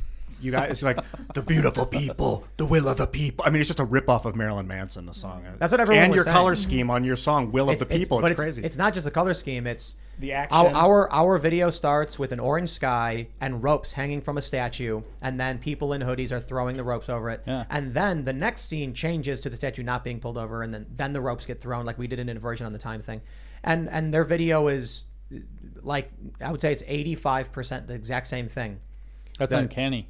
Yeah, I don't feel any of that in, say, this political philosophical space. Like, I certainly wouldn't ever believe that people listen to what I say and then like 3 to 4 weeks later put out basically the same video like they thought of it, or write the same book like they thought of it. Is it never a year comes later? up? Nuts if that happened. It would be crazy if that happened. They released the promo they released the promo on my birthday, right? They released it on 2 months ago. Yeah, it was like it was my birthday. Your birthday or like the day before. No, I'm pretty sure they released it on. Look up the Will of the People promo. It's March 9th. I'm pretty sure. June 1st is when the video went live. Right. The promo. The promo. I'm pretty sure that was like a copy. So this is the crazy thing where I'm like, dude, there's no way that was an accident. Yeah, that's the same name, same colors, same themes, similar characters, same time theme. On my birthday, they released it. It's kind of like I'm a big fan, dude. But it's things like that where it's like, should I believe we live in a simulation, or are they just ripping me off? I mean, ripping off is the less burdensome. It's a more parsimonious assumption. Yep. Cannot find the date. 5 months ago. I'm pretty sure. I think it was on Twitter. Whatever. Oh, okay. Yeah, but I was like, wait a minute, that was my birthday. On what?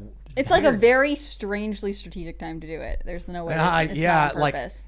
I don't know how that's an accident. All those things lining up. Well, and like why that particular weekend? And the thing is now, like, if you search for Timcast Will of the People, which we've been promoting, especially now with the release of the next song coming up, Muse comes up instead of us. That was what they did. It's like, okay, great, whatever, man. Is it weird to have this like major band trying to ride your coattails? Well, I don't know, man. I'm a fan of Muse, but I think one thing is clear. Let me read this. I Never says, Tim's new single, Only Ever Wanted, is coming August 26th. Man, the left is really, really reacting to this.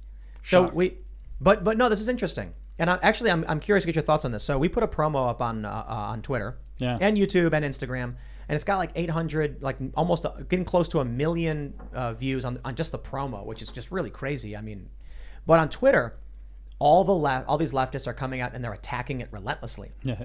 My view is, it's partisan. They hate you. They don't care what you do or why you do it. They're going to rag on you. But one thing I think is that they're genuinely threatened by this. What we produced is major label quality, general interest music. It's not political at all. That's a big threat. When you make a song called FJB, that's fine. It stays within the confines of the current culture war parameters.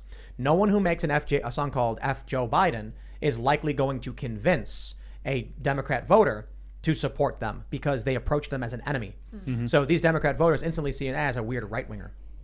We made a song that is completely apolitical and just the promo came out and people are saying it's like emo or whatever, and like I think that's probably a fair assessment, but the song itself is nowhere near that because that part is just like a small portion. Yeah. Most of the song is like ambient, soft, pop. I think it's similar to like Cosmic Love by Florence and the Machine. Okay. But what I think, and you heard it. Yeah. I think they're genuinely threatened by the fact that we here at Timcast are actively producing apolitical content that will be attractive to regular people. Oh yeah, that's totally something. I mean, I don't know, but that 100% makes sense to me, because the idea that you're going to attract people who are going to think, wow, this song really hits. I like it. Who's this Tim guy? I'm going to look him up. Oh, he has a show, and watch it. I'm going to watch it. Oh wow, he's saying some interesting things. That, narrative control and keeping people in their silos is really, really, really a big important thing for them. It's a very important issue to keep people, to where, well, Tim has this huge following and, James has his following, but it's only their fan. Like, keep it isolated, keep it contained.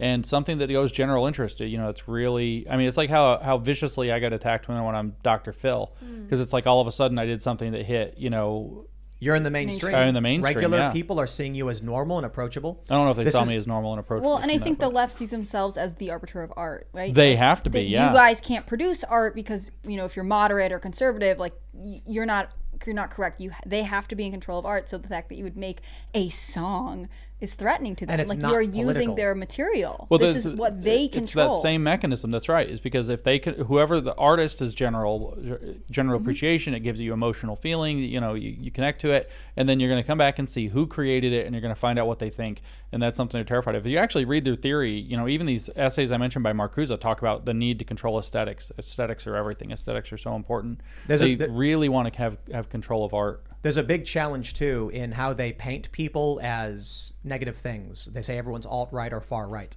But what happens... So here's an example, right? So I showed that tweet from Vosh where he was like, I make $1 million a day. Clearly, he's not serious. And then I tweeted something ridiculous. There are people who immediately took that tweet and said, Tim Pool opposes debt forgiveness, even though I have never opposed debt forgiveness. I have always supported student loan forgiveness. I have always just had, like, here's a practical approach. I agree we should do it. Here's how we can do it. But they only ever respond to me as if I oppose it because in their world, it doesn't matter if I'm for it or against it. I am against the revolution, therefore I must be in opposition to it. Yeah. They want to lie about you.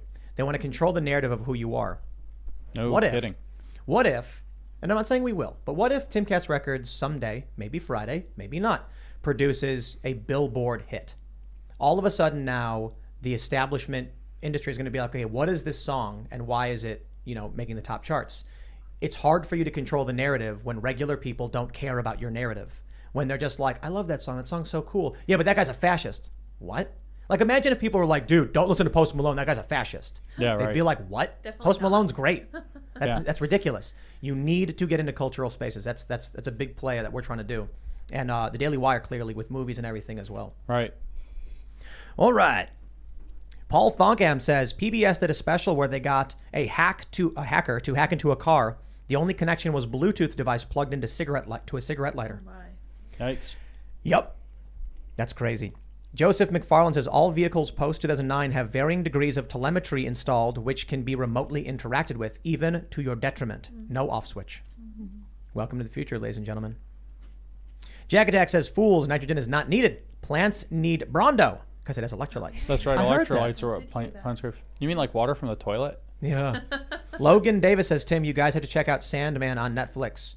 Legit, the death episode of Sandman is one of the best things I have ever watched, ever. Have you seen it? No. There's annoying, like, woke stuff. It's like, whatever.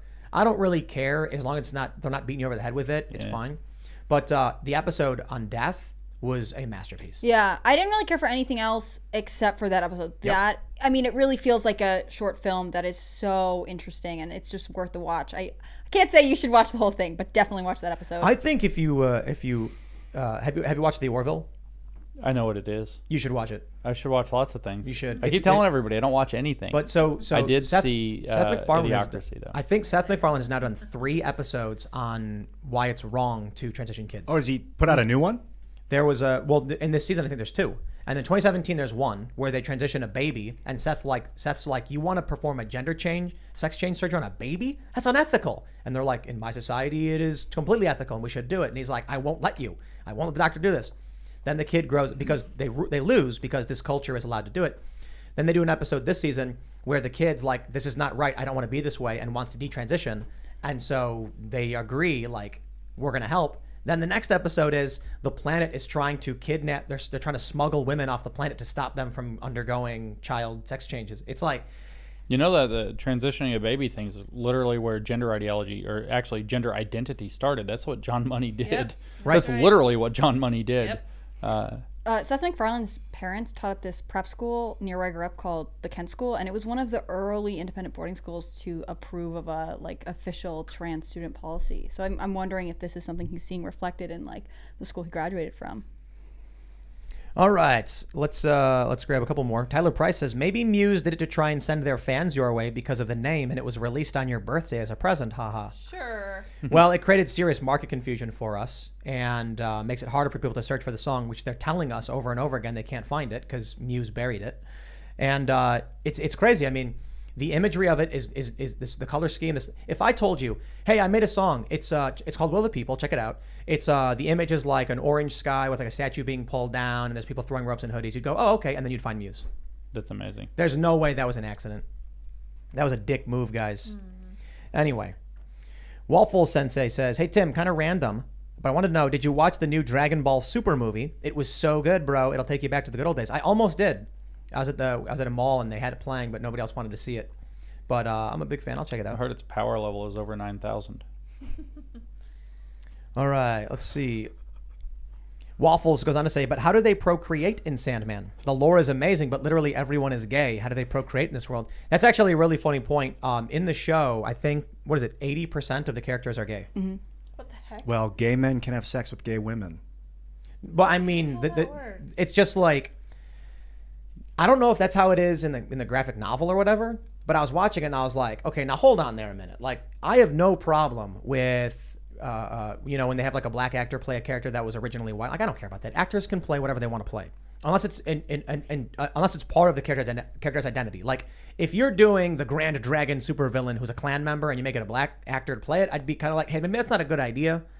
But if you make all of the characters by choice gay, then I'm just like, why? Like, it's just weird. It's just You know, weird. like, I actually think it would be better if there were straight and gay people, like, representation or whatever. I feel but like it's weird when it skews heavily in only one direction. It's not representation, it's overcompensation. I feel like other, productions haven't had enough gay representation, so they need to go out of their way to make sure you can see it. I don't know. Ladies and gentlemen, if you haven't already, would you kindly smash that like button, subscribe to this channel, and share the show with your friends. Head over to timcast.com, sign up, become a member. We're going to have an uncensored members-only show coming up at about 11 p.m. You don't want to miss it. And check out Timcast Records on YouTube. You can search for it right now.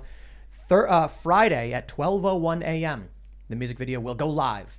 And if you're wondering why that is, it's because we're learning as we go, and that's when Billboard starts tracking music. And I'm not going to come out and be like, oh yeah, we're going to be top Billboard or anything like that. It's like, no, but at least we're going to, make sure we're working in the system, how they track songs and doing all that. So in the event we do release a good song, we can get more attention for it. But I think it's a really good song. I think you're going to like it. Carter Banks did an amazing job, and I'm really excited for it. And then actually, the promo that we have up has a rock ending. It's kind of heavy. But we also do have a lighter version, which is going to be going up at some point as well, which is more like piano violin. And once you hear the song, it's like the promo actually doesn't do it justice because it's a very, very different song. That promo is just the ending of the song. So I liked it. I liked the song. Yeah, it's like good. It was like ambient. It's our first review. Yeah. The song is mostly It's just like good. ambient. I liked the song, James Lindsay. I like the song. It's good. That's good. proof. That's proof. That's Really it. fantastic. Put And that on the album. you know, ultimately, what it comes down to is we've seen a lot of bands release political songs that clearly get play, and that's good because it pushes back on culture. But if we can start producing regular mainstream appeal music and it starts dominating, we're going to start shifting narrative control. Yeah, the reason why Crosby, Stills, Nash & Young, Ohio was so good is not because it was about the Kent State shooting in Ohio. It was because they were doing 4-part vocal harmonies, and the melody is incredible. What I'm saying is, just not to prattle on too much, if we can, strive to be the best, and we start getting, positioning in the music industry, it will force the culture to talk to us. It will bring them to our corner where we get to share these ideas, and it will appeal to regular people who will be forced into our corner. So, I mean, one of their hypotheses is that everything's political. So if you make something apolitical, they don't know what to do with it. Exactly. Falls right outside of their paradigm. Oh yeah, the lyrics are very, very simple.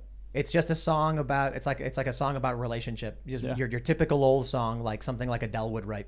Anyway, James, you want to shout anything out? Yeah, I mean, since I'm no longer on Twitter, don't go there.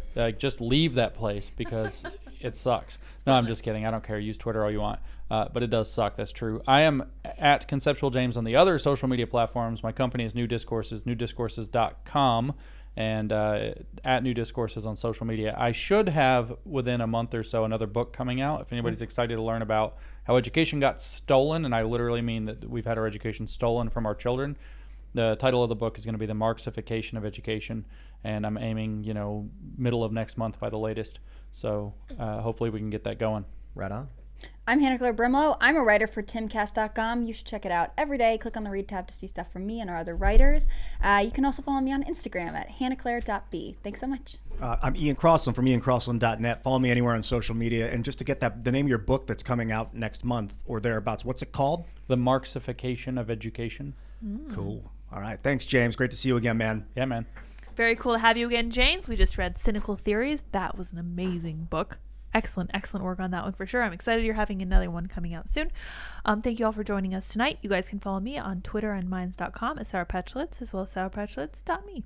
I just got a craving for 7-Eleven nachos for some Oh, reason. no. It's Guys, been road so trip. long. Something's mind We'll do the controlling members you. only from 7-Eleven. All right, bye. Fasting. All right, everybody. We will see you all over at timcast.com. Thanks for hanging out.